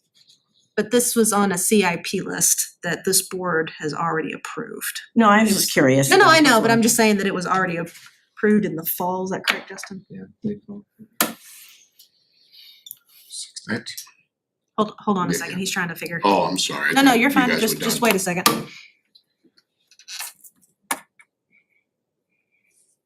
So the high, Where on sorry. 62 is it? I'm sorry. High school darkroom Renovation. renovation. Okay, I see it. Counter drawings, asbestos. Yeah. That's a misprint. Is it? It just has seems, to- It has to be. Okay. I'll have to look that up to see what it is. You know what? If you hit shift 4, it's a $sign. that So would it's make more 1,000? sense. Okay. So it'd be $1,102. Yes. Okay. Sorry about that. Wow, Carl, I was like, wow, I need some new That's some floors good floors. too. We're gonna put it in gold. Cause I'm like, does the high school darkroom really care about Helps their with the photosynthesis. So just to be clear, the flooring replacement will start after room is complete. It's not 41,000. It's $1,112. Yes. Okay. So Thank the you. 4 should be a $sign. That Okay. makes some more sense. All right. Jack, did you have a question? Yeah, I apologize for all these questions. I was kind of busy this week. I haven't had time to rifle through all this. Way down, you have asbestos floor tile abatement. Is that for the dark room or is that? So that would be part of the budgetary process that I went through this year, is to start replacing tiles in the buildings with a resilient flooring, whether it be Nora rubber or something like that. And we were going to do the abatement. I know it was brought up before that you can cover the old tile. You could cover the old tile with tile again, but a lot of the resilient flooring companies will not put stuff down on top of the old flooring because of the fact that there's moisture mitigation that they have to make sure is good on the subsurface. Otherwise, they won't even install it. And then, so, which brings up, because, when we talked about the asbestos, that got us over to the PFAS, which was another reason you wanted to move that out. And after some additional research, have we gotten rid of all the detergents and all the waxes that contain that? Because it was found in the wastewater, correct? It's in the stripping process is where they're finding it, and of course not. We still have wax floors we have to do. But the PFAS, from what I understand, and DES will come in here, they're more than happy to present to us, if you have tiles that were put down in the 60s and 70s, it's not in the tile, it's actually in the detergent and in the waxes that you put down. So, neither do I, but that's what I would say. We haven't stripped all those waxes up yet, no, so What would be the total projected cost of this? it would be in the multi-millions. Okay, so did this go out to bid? Not yet. Okay. Jack, I have. No, I see it as a list of things to be done, which I think you said was gonna be, I just wanna, And I have not. when I see this in the list, it's informational. That's all I just it wanna is. let you know, the RFP that I put together for the BAS controls took me 2 weeks to write, and I had to finish it on a Sunday. I'm not, 8 hours I'm on just a trying to weekend, so I'm understand just- this. It takes me time to write RFPs, there's I'm not just trying to understand the scope I of know, work just that letting you're you know, it's presenting. taking me a while to get these RFPs out. All right, Dawn? I'm just a little confused. About 20 years ago, we had to remove all the tiles in the hallways, Yeah. right, completely. And redo that. The place was like a dustbin for a long time. We had to Yep, I close heard it was schools. called, the home, what'd you call it, Dean, the Home Depot High? Home Depot High because of the concrete floors, yes. Right. And then what was put down, is that still now an issue with So the asbestos? 'Cause I tiles are thought not that was why we asbestos, did that. I'm sorry. Believe me, it's dumbfounded me. I've had testing done in the floors periodically, and we found asbestos in the mastic holding it down. So it looks to me, and it seems to be what we have found is somebody used asbestos-containing mastic to put the tiles back down. Either that, or they didn't perfectly clean the floors, but I can't see that because people were inhabiting it. I've done initial testing, I haven't done full bore testing, but in the areas that we tested, there was still asbestos It seems containing. almost criminal, because that was the whole purpose of what was going on there. I agree. So what are what's the response? What do we do with that? Is there a way of getting the Wait a minute, Dawn still got the floor, and then Jack. That's What just were a you- question. I don't know where to go for advice on that. It seems to me like somebody didn't do what they were paid to do. We're paid a lot of money, and it costs us time out of school even to get it done, but Well, it was done 20 years ago, so. I I know. I don't know what the statute of limitations is on, something like that. Just. So it's a great example of the importance. So you ask what we do. It's a great example of what we do is we need to monitor what we're doing right now. There's a secondary thing at Pollard with a boiler, Carl, that was installed 5 years ago that we already have to deal with. So like the idea to have expertise, to have a plan, to put stuff in place with some forward thinking and get it done right the first time, it's more essential now than it is ever, because we are continuing to find these type of things that are 5, 15, 20 years old that we have to redo, or that weren't done to the purpose that they should have been done. So we, in terms of supervising work here, it's the utmost importance. Don't want to pay the same people to do this. There's additional cost, right? So I will say we won't be doing the high school this year, so we'll have more time to investigate that due to the fact that we're gonna have so much other stuff going on there. Middle school's gonna be having classes and the administration from the high school, it's not gonna be there. So we have to identify where we're gonna do this year, so. I know Atkinson Academy has an area that the tiles are just popping up everywhere, so that might be a good choice for us. What's under the tile? People I'm healthy sorry. here. Hold on, since Paul's not spoken No, yet, that's let's let fine. Paul and then What's Jack. under the tile? Typically, it's gonna be cement, right? It's a glue that holds it down. Some To areas, the cement. most of the buildings are cement buildings. Atkinson has a wood floor. There's a lot of companies now, big companies, even in retail They're spaces, going have to polished they're going concrete. to polished concrete. It's like the most wonderful thing in the world. If you polish it right, it pops. It's bright, it's It shiny. looks good. You get the diamond pads, and there's nothing on these things, and they're cheap. You can spill whatever you want on them. They never hurt them. And the maintenance is limited on it. It's Yeah. it's a great idea. It's just gotta be a decision that somebody's gonna make higher than me. Might be something just to look or see if I anybody's done it. I know Hampstead School has been starting to do that in some of their areas, mostly in their industrial arts area and a couple other classrooms. I've already reached out to Jeff McKay over there and he loves it, but I don't know if that's what we wanna do. Be worth it to see it, just to see the, when you first burnish it and then shine, get it all shined up, and then the real maintenance is just a diamond pads. Every 5 years or so. Yeah, you don't and even then have to do it it's every year. unbelievable. Like I don't know, something maybe to consider for the future, because I think that would low be something. cost, low, all these things that hurt you. Yeah, I mean, it's What is something it to think about. called? You just go right down the cement, and you burnish the cement, you polish it to a shine, Oh. and then the only maintenance is going over it with burnishing pads, and you get a spill, you go get a big sweep scrubber and suck it out. Like it's unbelievable. Like there's no sealant, nothing. It's just you just keep shining it until it polishes, and then It's good. The amount of space we're talking about, I just thought it might be an option. Yeah, Jen. You think about just to tag on, and then I had something else to tag on what you just said. You just take the tile up. You're not laying anything else down. From a labor standpoint, you're never going to have to replace it.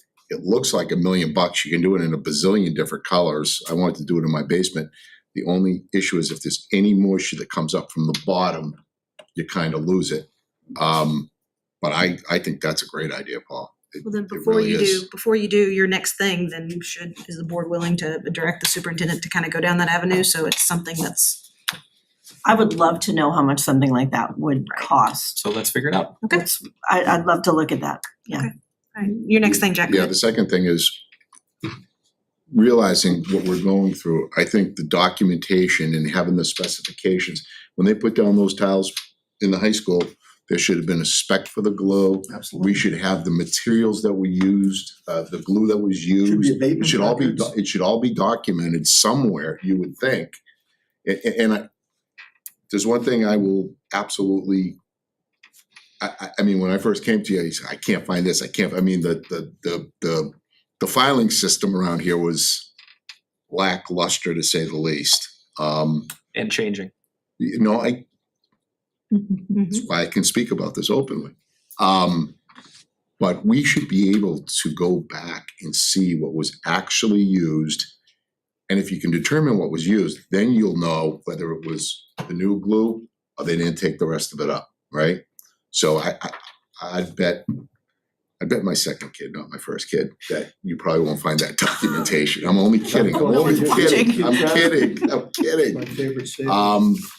Your favorite sapia.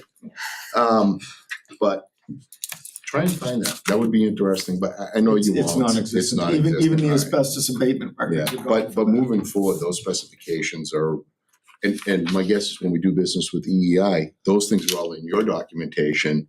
So it's kind of like a double whammy on the documentation, which is a positive thing. They give me the files and they keep a record Yep. of their files as well, so. All right, good discussion. Does anybody else have any questions for Carl while he's here about the facilities update? And then Justin, you're gonna look into about we talked about Painted concrete. right? Just, okay, Yep, we'll do it together. thank you so much. Thank you. Thanks, Thanks, Carl. Thank you. Next is the unassigned fund balance.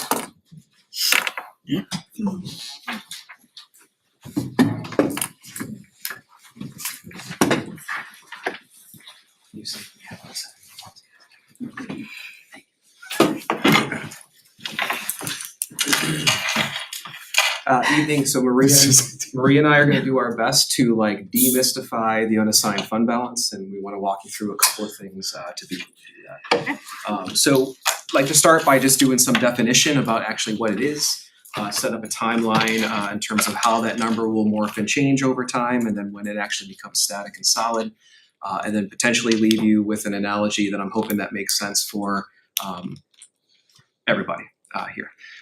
Maria's gonna talk a little bit about the budget over the last 2 years as well to help kind of frame that conversation. Then we'll get into the unassigned fund balance itself, and we'll break it down line by line for folks, both expenses and revenue sides, with some explanations of kind of why we are seeing the numbers that we are seeing. So really, like, what is it? Really what it is the amount in the general fund that's unexpended at the end of the fiscal year. Essentially, like, that is the simplistic definition. It includes both revenue, it includes also expenses, and how those two numbers work out and how they kind of flesh out toward the end of it. But essentially, it is it's the amount in the general fund at the end of the fiscal year that has been unexpended. It is not a cash account, okay? And if you're in the business world or in terms of the private sector, you can think about it almost as your working capital. Some small analogies for folks. What is the timeline? Currently, right now, that unassigned fund balance sits at a current number that we're going to walk you through tonight. It will change tomorrow. It will change again on Monday and Tuesday and every day here on out until the books close in the district at the end of the fiscal year. Those books will then be walked through an auditing process to make sure that everything is ship-shape, that the T's and all are crossed and the I's are dotted. And then on September 1st, that unassigned fund balance becomes static It's locked in and it's reported to the state on the MS-25. You wanna think about an analogy about how you can do this. So if you think out till September in your own checking accounts and you wanna say, what is my balance gonna be on September 1st? I'd argue that you probably have a pretty good idea of what it's gonna be. But I'd also argue that you could not pinpoint to the exact dollar what it is gonna be on September 1st. And here are some reasons why. You've got ideas of your general expenses, and some of them are static and locked, they're the same all the time. But you've also got expenses that fluctuate from day to day, bill to bill, month to year. Think about your utilities or your food costs. You've also got potentially some things happening at work that you may receive more revenue than you expected to receive over the course from now to September. That would be best case scenario for everybody here. But the point being is you've got a general projection of where you're gonna end. You're unable to get to that exact dollar figure because there are multiple variables that are gonna impact this number every day from here till September 1st.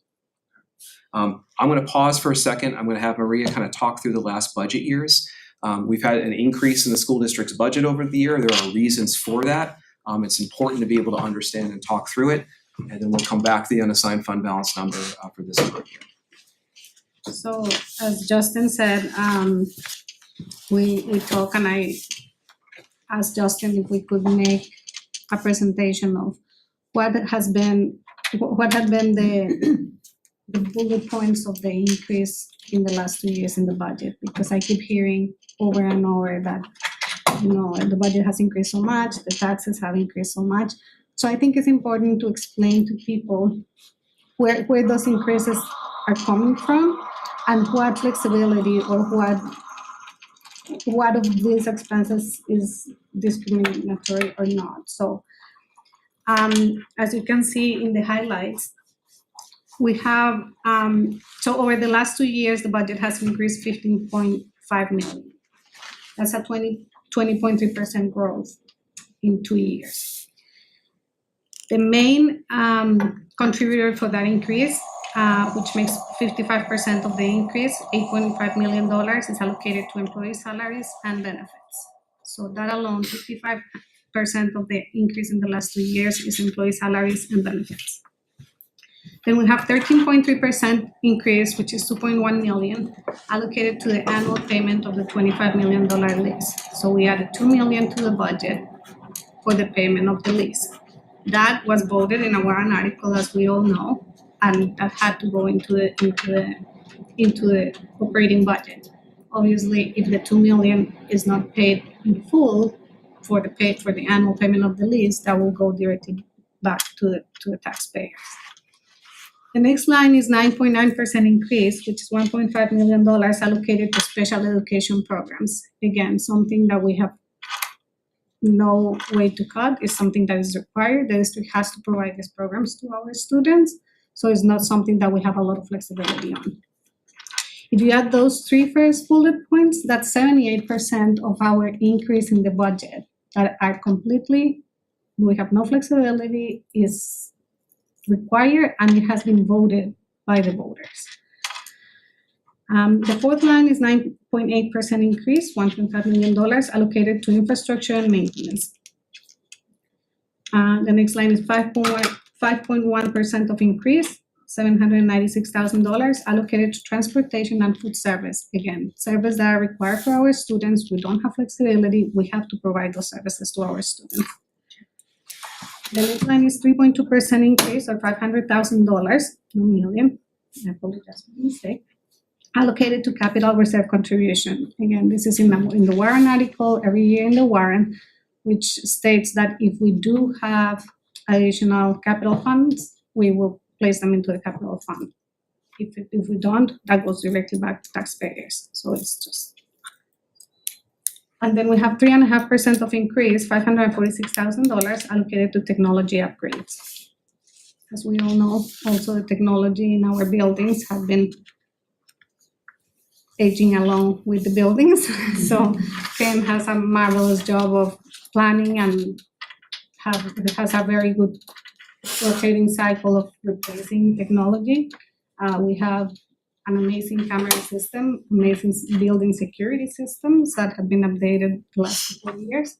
Now we're looking at the telecommunications upgrades, which again is safety, is safety for students, safety for employees, and it's a proactive approach of keeping up with technology. So if you look at all of them, the ones that are required, that we are required to provide, are up to 86.5% of the increase. So basically, we have no alternative, or 86% of the increase in the budget.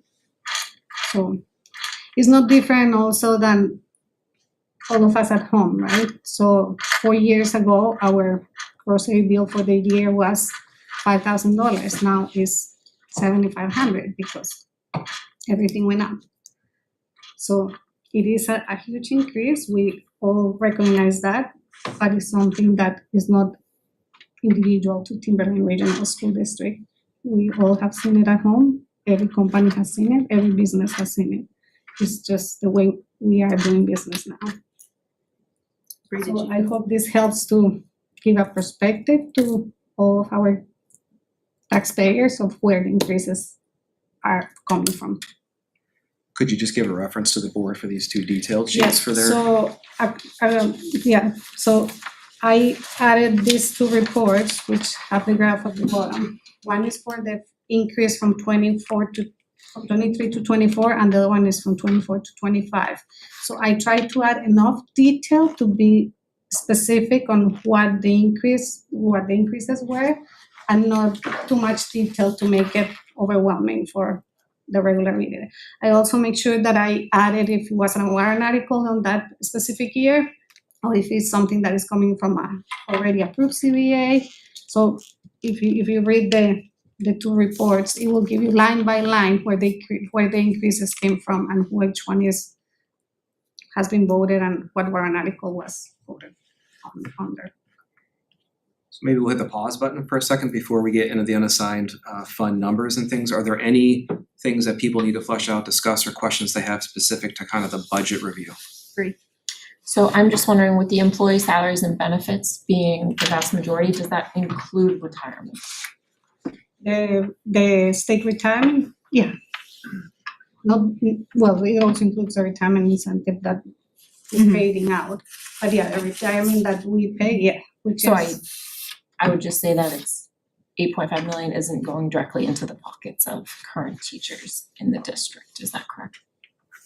No, it's for all employees in the district. It's all of us, every single employee that is in the district. The salary increases according to CBAs, and for non-affiliated, according to what the superintendent and the school board decide for increases for non-affiliated. And it's also our portion, our obligation of the retirement, the New Hampshire retirement system, which is higher for teachers, lower for non-certified, because obviously teachers have a certification and they do have the high because they have to work for that certification. So, but yeah, it's encompassed of that, of the health insurance or the FICA, all the benefits that all employees have in the district.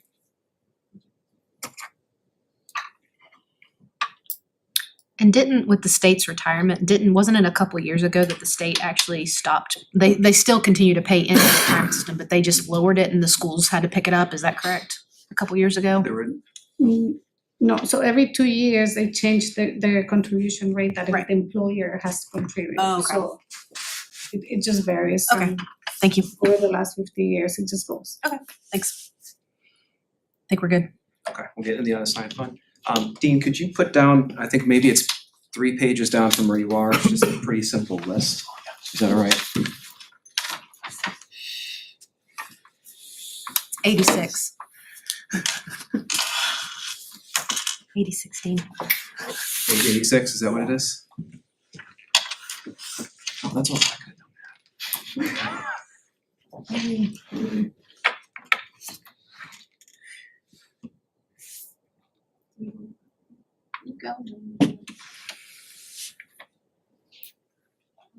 Right.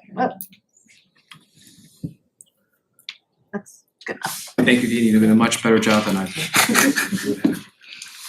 Okay, so unassigned fund balance, where we sit currently in the moment here is at $11,101,000. That's the total tally you see at the bottom of the page. Again, that's a makeup of some variation within expenses and within the revenue side. What Marie and I would like to do is kind of walk you through each of the major lines here and then provide some explanation in terms of why we know we're seeing what we're seeing in front of us. So starting on the expense side with salaries and benefits, you can see that number is at $5.3 million. That is the largest figure that you'll see on this sheet. We are looking at close to or around 70 open and vacant positions right now. It is not something that is atypical here to Timberlane. If you look throughout New Hampshire, the larger districts up in Manchester, 150 to 170 vacancies. Some of the smaller districts in the state are looking anywhere from 30 to 50, and some of the mid-sized ones are between 60 and 90. So these are folks that we need to be here either working with our kids or on our grounds or in our food service program or as support staff that we're currently not able to find and fill. Of that number, 5.3 million, $1.5 million of that is the difference between the guaranteed maximum health rate that we had budgeted for and the rate that was the realization that actually came in, which was much closer to 5%. The maximum was a little over 10%. So part of that money that you're seeing there unexpended right now is because of that. The rest of that is really tallied toward the positions that we are not able to fill at this time. The second one, again, is the lease payment. So that's the annual payment for the $25 million lease. This year, we do not have a payment for the lease because the first phase of the lease, that was $3 million, was signed on July 14th of this year, current fiscal year. So the payment is not due until this July, which will be fiscal year 25. So the entire $2 million is going back to the unassigned fund balance. Line number 3 is the special education tuition. This is at $1.2 million. This is most likely the most volatile number in terms of the ability to project on this list. This is pertaining to students that when we get to a place where we identify that we can no longer meet their needs in here in Timberlane, we are looking for services in schools outside of the school district. Sometimes that's at a cost of $30,000 to $40,000, and sometimes that's a cost of more than $250,000. A large part of those costs sometimes are around transportation to get the child from their residence to that school. This is also a good news type of number. It's that we're keeping more kids in our district, so I think we need to feel good about that. It was also part of the budget process in terms of looking into the fiscal year for this year. That was a budgetary reduction kind of moving forward. We looked at some of the history, some of the historical numbers where we're at. We never want to get caught not being able to provide what the kid's going to need, but we did feel there was a budgetary reduction that we were able to make during the last cycle. The next line is utilities. Again, something hard to predict. We will see this number increasing as we realize into the savings that we implemented this year with the lighting. We are conservatively projecting $100,000 saving on that line. Also because this year we engaged into a new rate contract, and the actual rate for electricity was higher than the rate that we had before, so that will offset that. I neglected to talk through transportation, so I'll jump back up. There's a $600,000 line there. So for the board to understand, $2.5 million is our regular education transportation contract. It's not negotiable. There's a set kind of invoice that comes through. We're not paying per route, if that makes sense. Mm-hmm. Special education routes, we do pay per route. And First Student was running low on drivers and routes throughout most of this year. We're back to a much better place than we are now. But the savings that we are seeing here are attributed to the lack of special education routes to mostly out of district placements throughout the beginning and early part of this year. We also got a line there for workshops and professional development at $70,000. These are contractual obligations through collective bargaining agreements that provide funds for folks to do professional development or continue their post-education pieces. These are seldom are they ever all expended, but they are benefits provided to staff that we need to be sure that we're prepared for in the event that they become totally executed over the course of the year. So that brings us to contracted services. This is something that's really about Medicaid reimbursement. In terms of that piece, that's a deficit, or we expect a deficit there. And again, this is not something that is germane or just unique to Timberlane. There has been some redefinition of how you submit for reimbursement across the state. Those ancillary companies that help school districts are really struggling to figure that stuff out. Some districts I've talked to have in the past received $500,000 to $600,000 in revenue, and are now finding themselves having to pay out money this year because of the reporting thing. So Kelly's been really working hard on that. We continue to find other vendors to potentially use, and continue to partner with other districts in the South Region Center to talk through the complexities we're having with submitting for reimbursement that way. I think that was an indicator that this was Oh, as the I'm sorry. contracted services, so it's I okay. got just mixed up. want- Scratch everything I just said about contracted That would be your services. last one. That is what you're seeing there is us going out and seeking out specialized service providers for positions that we're unable to fill. It's tied to the salary and benefit position. I'm just upset about the Medicaid reimbursement stuff. I want everybody to know. That's the last line, so That's true. it's okay. So in terms of expenses right now unassigned, it's sitting at $8.9 million. And then we'll like to talk you through the revenue side. There's a revenue expected surplus, if you will, of $480,000. In terms of some definitions there, we've had a lot more kids move from half day into full day kindergarten. So those general numbers are up. We also have, this year was the first year we went from preschool from a X amount of time to Y amount of time, which was essentially doubling the time. So that tuition for families also doubled. And there's also the volatility of special education numbers in those numbers as well.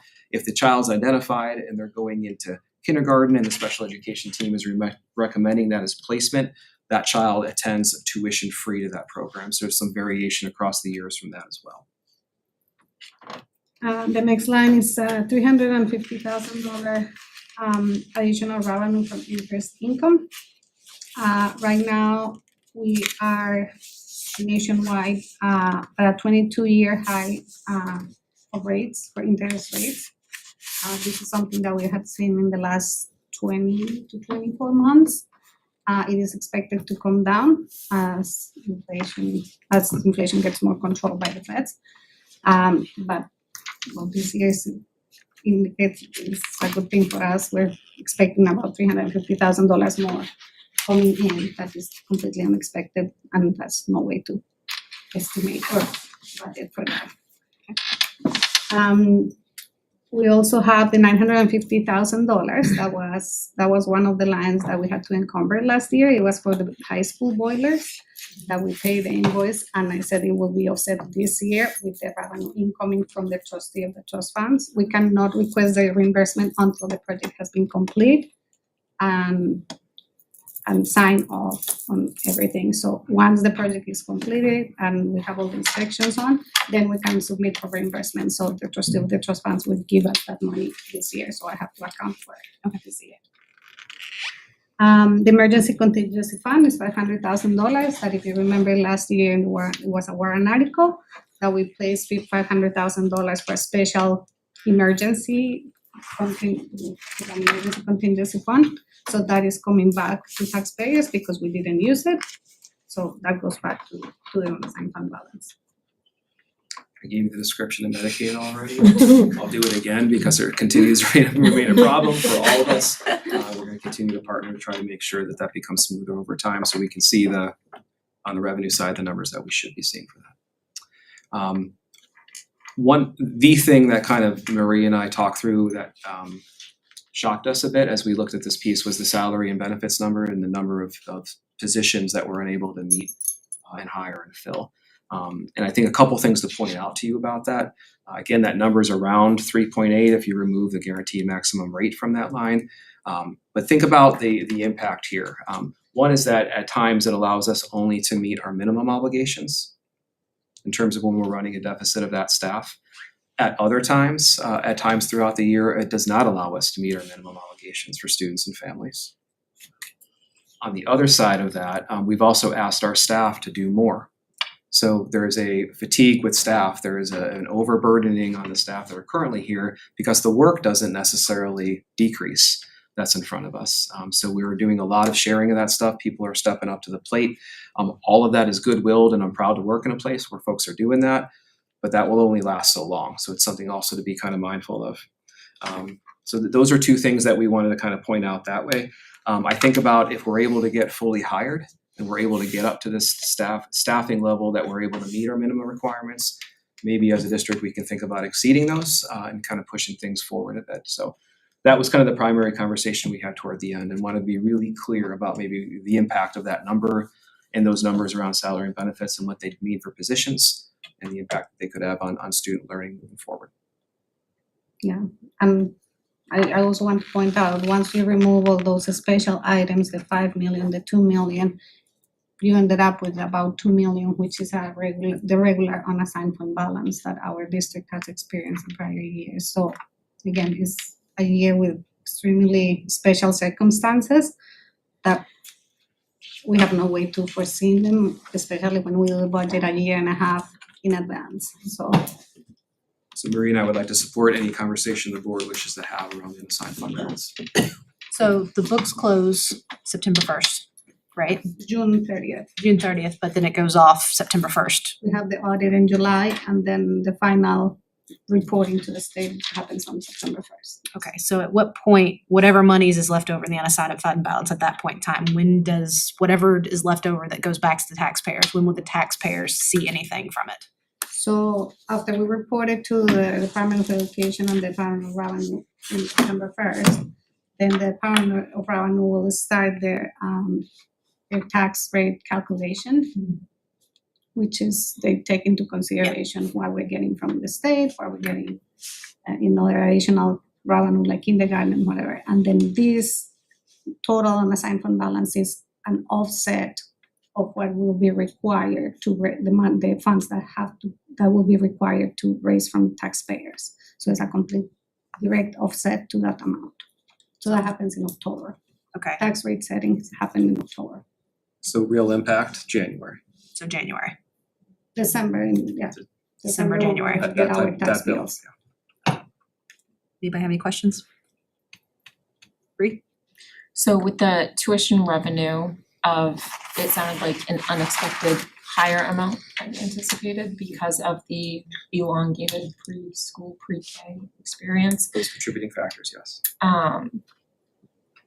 If we were to consider full day pre-K, do you feel it would be offset with that addition of the elongated? I don't know, but we got this awesome committee that's an ad hoc that the board formed that's gonna explore that question, I think. Paul? So for salaries and benefits, 5.3 million, I get that, he says like 70 people, right? Ish, and we can figure out what that, it's probably 75K or something. Oh, plus the difference of the GMR, the actual Okay. health rate. So what are the chances we're gonna hire 70 people and need that money? I'm sorry, what was the question? Like, what are the chances we're gonna fill those positions and not lose others? In this market, I don't think anybody can answer or have the answer to that question, because again, it's not only, this isn't a Timberlane thing. When you go to Dunkin' Donuts, pull into Dunkin' Donuts and they have a sign in the door that says that this is closed because they don't have staff. Oh, yeah. So it's at this point, I think no one can actually know when or how or if those positions will be filled. Correct me if I'm wrong, but Fran, did you not say that at one point in time that our number of people that we need to fill went up because some of the contracts that we do, because they get renewed every year, once a year for like the special education? If we can't find positions, do they not? And then whenever those contracts are up, it kind of shows that we have a variance. So what you're saying is when we fill contractors, using contractors to fill the special positions that you're referring to? Right, is that right? Right, this year we had a lot of special ed teachers we couldn't fill, as well as like speech and language, and so forth. So as a result, we posted those positions, but we weren't able to fill it, but then we took the funds from those positions to pay the contractors. Anecdotally, just we were talking about hiring, I was talking to the middle school principal, and he's been, we're hiring for 24, 25, and he's actually got more candidates this year than he's ever had last year. And he's got some really good candidates. So it's nice to have a choice, which last year we didn't always have that. So at least from talking to Mitch, and he's the only person I've actually talked to about this, we are seeing more candidates coming to the district. So that is a good sign. So there is a good possibility that we can fill these positions, but special ed, speech and language, school psychologists, those are always going to be your tough positions to fill. Jack. So around what Paul was, I think, trying to get to, is it fair to say that we could kind of estimate in some areas where we may not be able to fill positions and then maybe we fund that nowhere, say, but in other positions like around special education, you've got to have those resources there. That's why every time we move money from one line to another, I always ask the question, this just cost us another $250,000 more than what we had anticipated. So if you defund those special eds, which are unfunded mandates, we will fall short in those particular areas. So I think there are areas you can kind of guesstimate what you'll be able to fill and not fill, and there are others that you are required to fund. Is that fair enough? So I guess, right, you touched on it, like if we're, do we need $5.3 million for, if we're not gonna fill $5.3 million worth of stuff? Realistically, I know we have the positions and we need them, but like, we're not gonna do it. You'd have to hire 70 people and not lose any. So why would we have that? I'm with you. Not all of it. Is I there get an- it. But like a piece, like an estimate of like, are we gonna fill half of those, 3/4? And that would be the money that we need, not all of that. It's not gonna happen. We're not gonna hire 70 people and not lose any. So Wait, I think Justin wants to answer. But what if we can't? I haven't seen evidence of that yet. Yeah, and neither have I, and I haven't seen it in other districts, but what I wouldn't wanna do is to say, we know we need these because our kids need them, but because we just struggle to find them, we're just not gonna keep looking. Does that make sense? Yes, goals should be realistic on that. I mean, so, because some of that's included in the, contracted service and special education, not tuition, sorry, contracted services, right? Yeah, there's some stuff. So I think if we realistically thought we're gonna replace 70 people and not lose any, 5.3 million, I mean, yeah, well, let's keep that in there until, so we can do it, but I just don't see that happening. I think a realistic number would probably be, I don't know, something less. And you can move around from different salaries, right? I mean, if you don't hire this teacher, but you need to hire a SLP, you can move money from, regular ed to SLP, like in the budget, yeah. Absolutely prioritize, yes. Yeah. It just seems like a lot of money for something that might not come to fruition realistically, to me. Well, I do consider some of the things that are in place now that weren't before, right? We've got a 3-year teacher agreement, which is that's a different level of attraction. It's certainly a different market where our teachers were feeling at the end of last year and what may be attracted back this year. We've also got some conversations that are admin team about how we are going about the hiring process. Everything from that first phone call to the timeline it takes to get kind of through HR has been greatly reduced over the last year. So those type of things I'm hoping are going to be contributing factors to us getting to a point where we can staff as close as we can to that level that we know that we need. Jack and then Kim. So this is very difficult. I was kind of shocked to hear my alma mater used to pump out teachers. It was the oldest teachers college in the country. Is no longer really offering up teachers, right, in Westfield. So it's a difficult market, but is there an index, some type of data that fulfillment data that you can look at from a statewide level or national level where we can kind of guesstimate what that fulfillment rate would be? Are you talking about folks going into teacher prep programs? I'm talking about the rate of employment. In other words, we know that teachers are hard to find. We know that certain areas are even more difficult to find. Is there a statistic out there that says the state is only meeting 40% of its fulfillment, or in this area, or 60% in that area? I'm surprised there isn't some type of data out there that says this is where the shortfalls are, because that's what drives the education in the college, at the college levels, Yeah, right? and what we reported out and what I found in New Hampshire is that it's upwards of 150 to 170 positions in the larger districts. That's Manchester, and Nashua. And then some of the mid-sized districts where I would place us and a little bit of larger size are between 60 and 90 vacancies. Yeah, my point on that was, what's that percentage? And then you could extrapolate that out to the budget number and say, okay, if say the Concord, Manchester area is at 40%, and we're at 40% of our needs and desires, then you could take that 40% number and make a more accurate guesstimate when budgeting. I see what you're That's all I'm saying. Kim? I think I'm good. Okay. Thank you. Does anybody else have any other questions about the unassigned fund balance? What would make most sense for you and what you think the public needs in terms of how often we continue to bring back this number and kind of allow the board to talk through it? Because again, it's fluid, it's flexible, it's going to continue to change. So you're asking how often for it to come back? Yeah, and how often the board would want an update around this figure. Let's check. Is there a way to post this on a monthly, I mean, I don't know what the time frame is, I don't know how much of a workload that would be on you, Maria, but put it on the site somewhere as a running kind of thing. But I don't think I'm not looking for an update every week, every other week, I just don't know what would be feasible. I will just say it was very helpful, very, very interesting and very thorough. Thank you.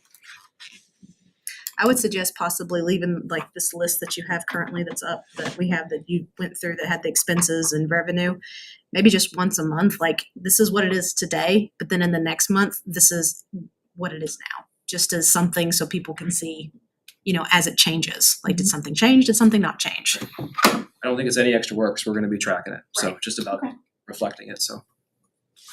Yeah, Kim, go ahead. So the salaries and benefit line, you were saying like 3.8 is the positions, right? So if money goes back to the taxpayers from that line, does that affect how we budget for teachers' positions next year?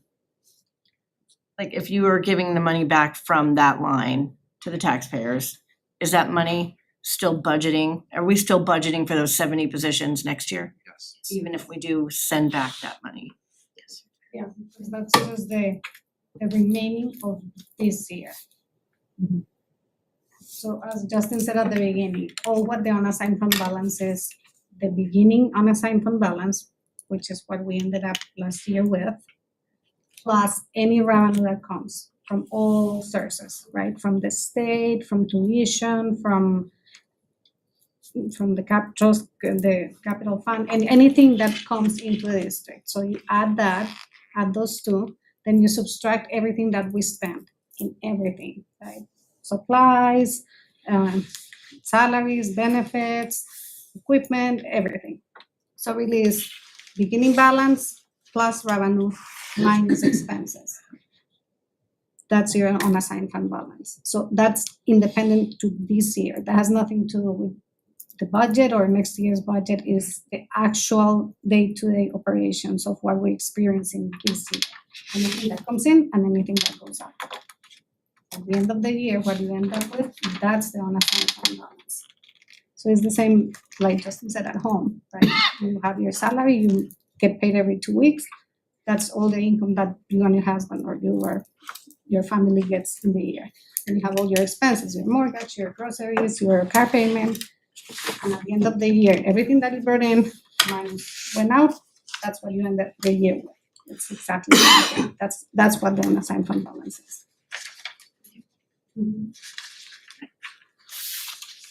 Thank you very much. That was really helpful. Nice job.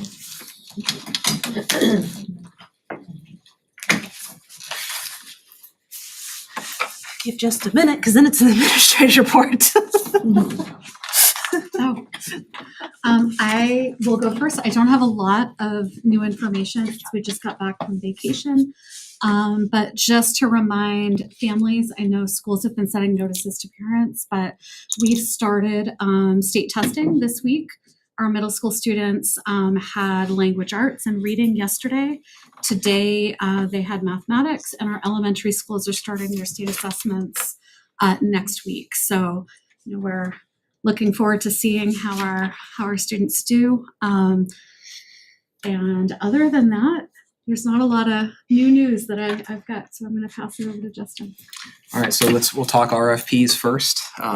There's 8 of them to kind of talk through, with the last one being like a mystery one. So we'll get to what that is. So we have some varsity softball field maintenance going out. There's a mandatory walkthrough that Carlos set up on the 15th of May.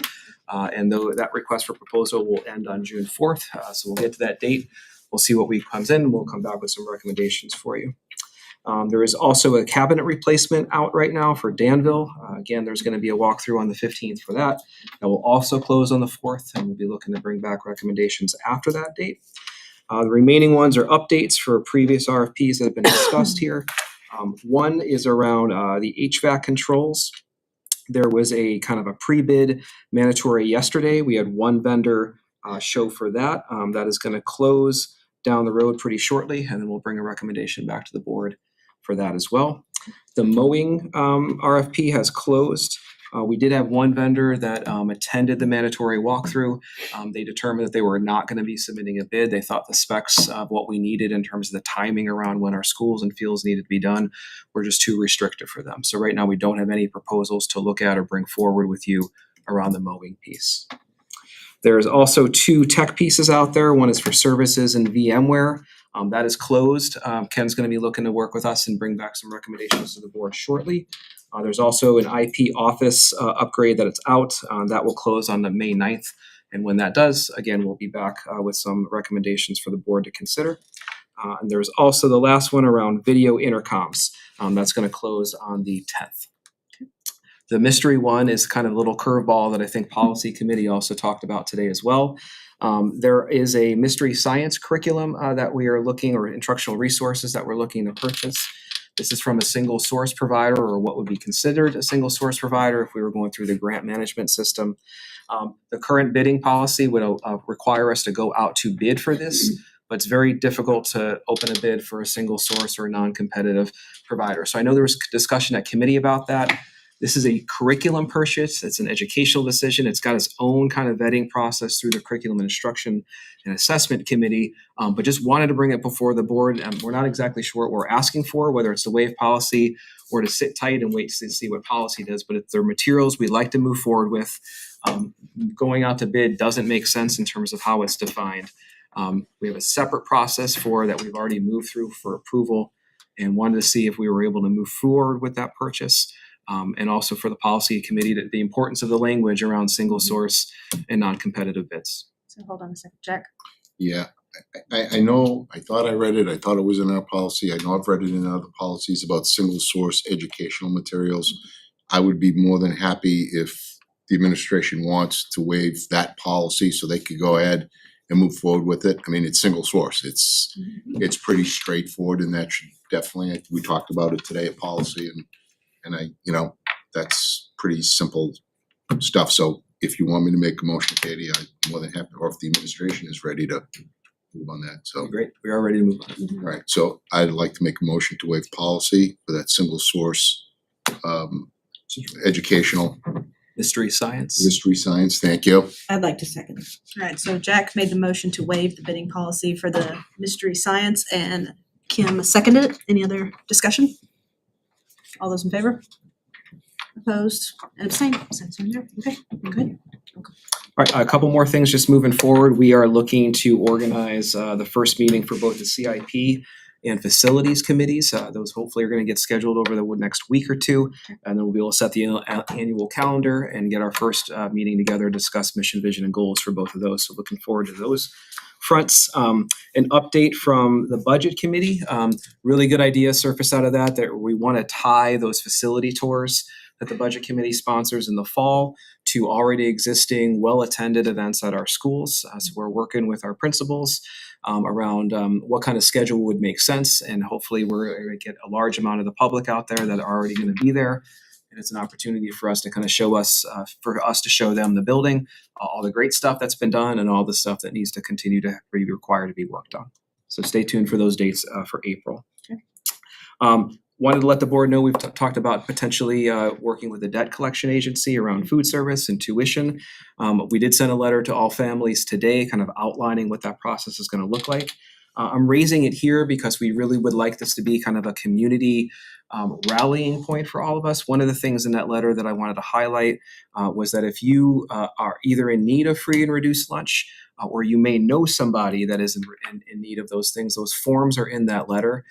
And I raise it here because it has revenue implications for the district, which is directly tied to tax implications. And if we can look out for those around us and we can step forward when we need that help, being able to accurately document our need is the best thing for the district moving forward. So I hope that people are paying attention and working with us through that. Yes, Jeff. So it was a question while I was reading that, could we differentiate those people that are truly in need? And I know the people in this district would be more than willing to support those people in need as opposed to those people that are tardy. And we don't want to see any kid not eating. So I would, and I know we won't do this today or tomorrow. I know you're going to gather data, so I was glad to hear all of that. But these are difficult times, and I just want to make sure that those people that need help are getting it. So I think that was a positive thing. That's great. And on that note, I mean, there are folks that just kind of residents of the towns that just call up and want to make a donation to relieve some of the of the food service debt, which is tremendous. Organizations around town have also done that as well. So if there's interest out there, we would always take those phone calls. And one last thing, there are a lot of people that need help that will never ask for it. So we need to be cognizant of that. Two more things, other committees that are going to get up and running. We're looking to get an organizational meeting together for both ad hoc committees, the one focused on kindergarten and early childhood education. Those are hopefully going to get scheduled within the next week or two, and we'll be able to report back their meeting kind of calendar they're going to set for themselves and some more specific kind of mission, vision, and goals that they're going to establish as well.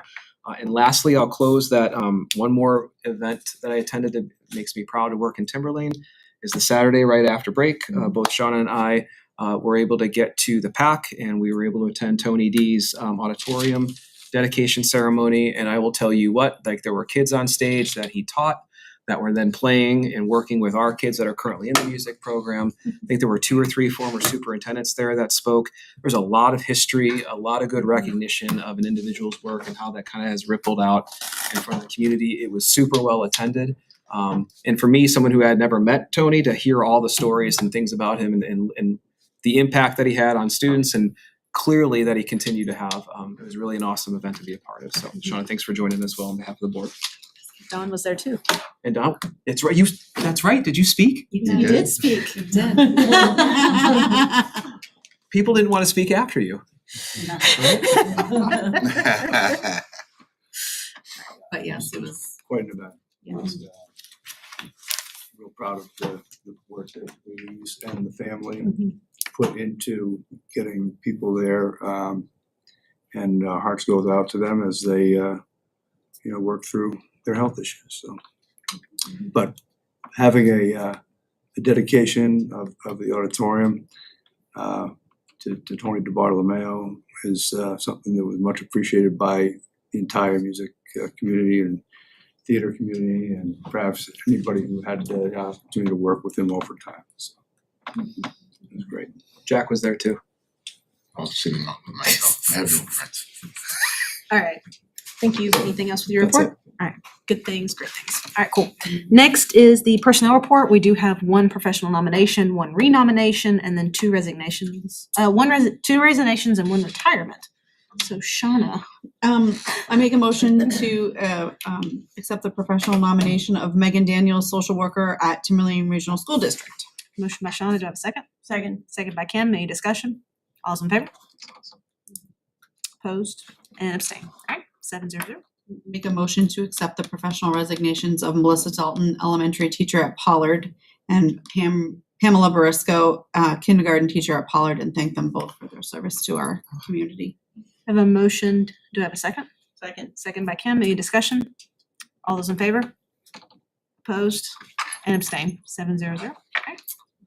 Make a motion to accept the professional retirement of Leslie Kahn, world language teacher at Timberlane Regional High School, and thank her for her dedication to our students.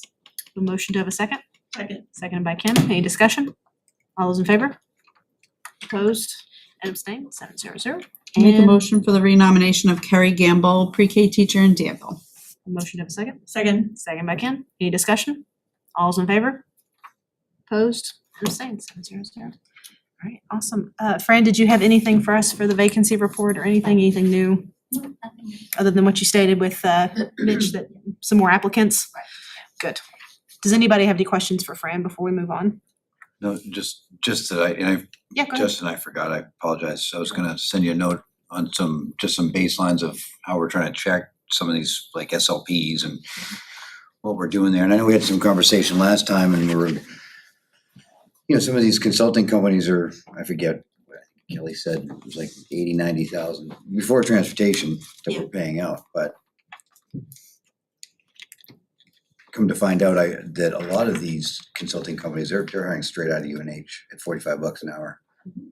And no benefits. They're not, that's what we're paying these companies.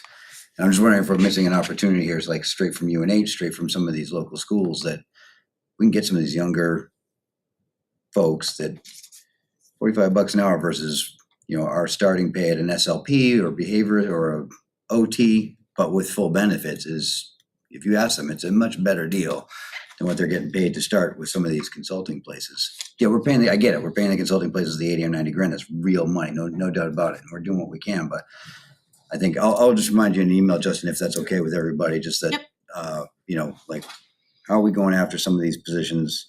Where are we going after them? And I'll dress it up, but just to understand, because I think there's some opportunities out there, but it has to be mined pretty hard, I think. And you're in that business too. I mean, you understand. And there's a ton of people that have contracted services with occupational therapists straight out of college, but they're not paying them 80 or 90 grand. They're paying them like $40 an hour, no benefits. Not even guaranteed full time. I think our package is a much better deal. We just gotta maybe get it out there. That's an opinion of mine, but that's all. So I'll remind you in an email if I can. Thanks. Any other questions possibly or comments about the vacancy report? All right, we're gonna do committee reports. I'll start with Paul. I don't think we had one last committee. Nope, we have We have one next week. next week, curriculum. Yes, I have assessment nothing. next week. Great. Strategic planning is meeting next week, 16th. Kim? Curriculum assessment on Tuesday. Shauna? Wellness is done for this year. We'll meet again in the fall, and I think I gave all the updates related to policy committee, unless I missed anything. You can circle back on that side. Safety committee has not met. I believe they meet in a couple weeks, and then Justin went over all my budget stuff. So Dawn. Curriculum and policy, those things were well documented tonight. Jack? I'd like to thank Shauna for running another efficient meeting in policy and the workshop on Monday. It was, I thought we had some great dialogue and some back and forth, especially around the goals. So I thought that was a productive meeting. That was a really, really good meeting. All right, any other business? No. We do not have a non-public session scheduled. So at this time I will, oh, wait. Thank you. Do we have more delegates and individuals? Thank you, Linda. You're welcome. One. Yeah, thank you. All right. Doug Galena.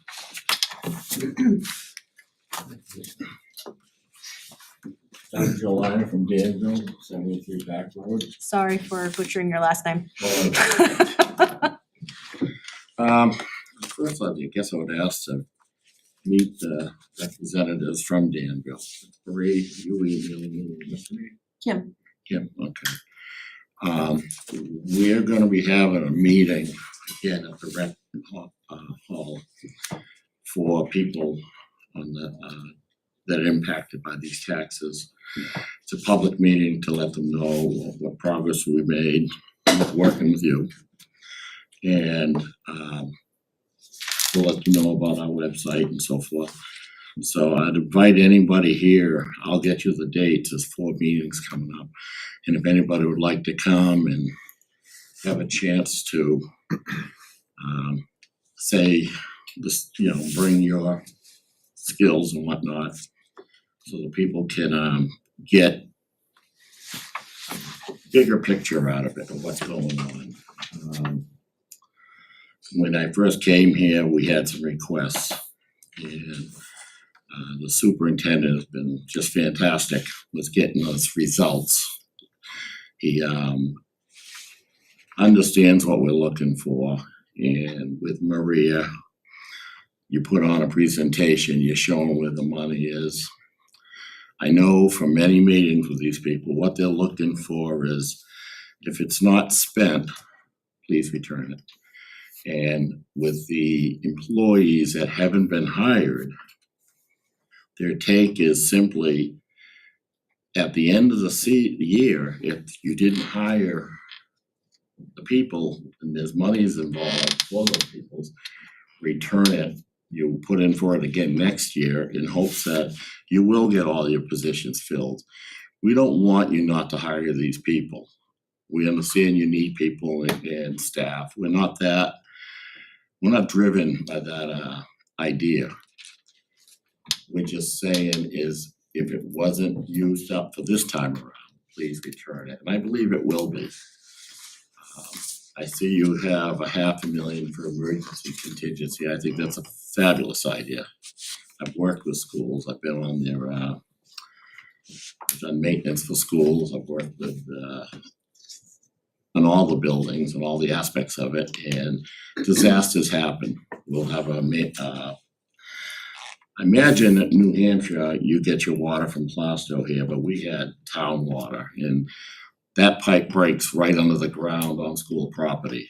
It seems like whenever there's a water break, it's never in the street in front of the school where it's their problem. It's 3 feet in where the buses are driving over it all the time. So I think that's a great idea. I want to point that out to you.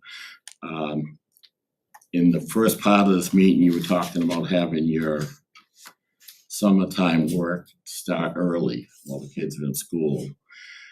Is there query checks done on these employees when they're on the school property? I'm looking for assurance that that's being done because these people are in the same vicinity as the kids and students of the school. I know the superintendent knows what I'm talking about. So I'll be looking for some proof of query checks and that these people are, following that. So the facilities director, thank you for your presentation. What we're looking for as a group is we want projects to be brought to the capital improvement committee. If there's something like the tennis court or whatnot, we feel that should be brought to the capital improvement where voters have a chance to be heard and decide whether they want to put their money out on these projects. We don't want to see projects like that taken on from within because you feel you need to get them. I'm concerned about how the money's being spent on where is it coming from. I see on your services there earlier, you had a line item for facilities improvements and stuff like that, which I'm all about that. You have to take care of your fields, your roofs. I heard you're putting on 24 HVAC units. Probably one of the few people in our group understands how important that is for you guys to have that. All about it. It's when, while we're at it, let's do this. And while we're at it, I'm asking you to keep those on capital improvement.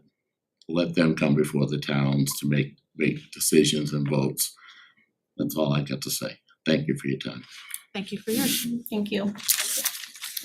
Linda, any more delegates individuals? Thank you for catching me on that. Right. No other business. We do not have a non-public, so I'm going to adjourn this meeting at 9:14. Have a good evening, everyone.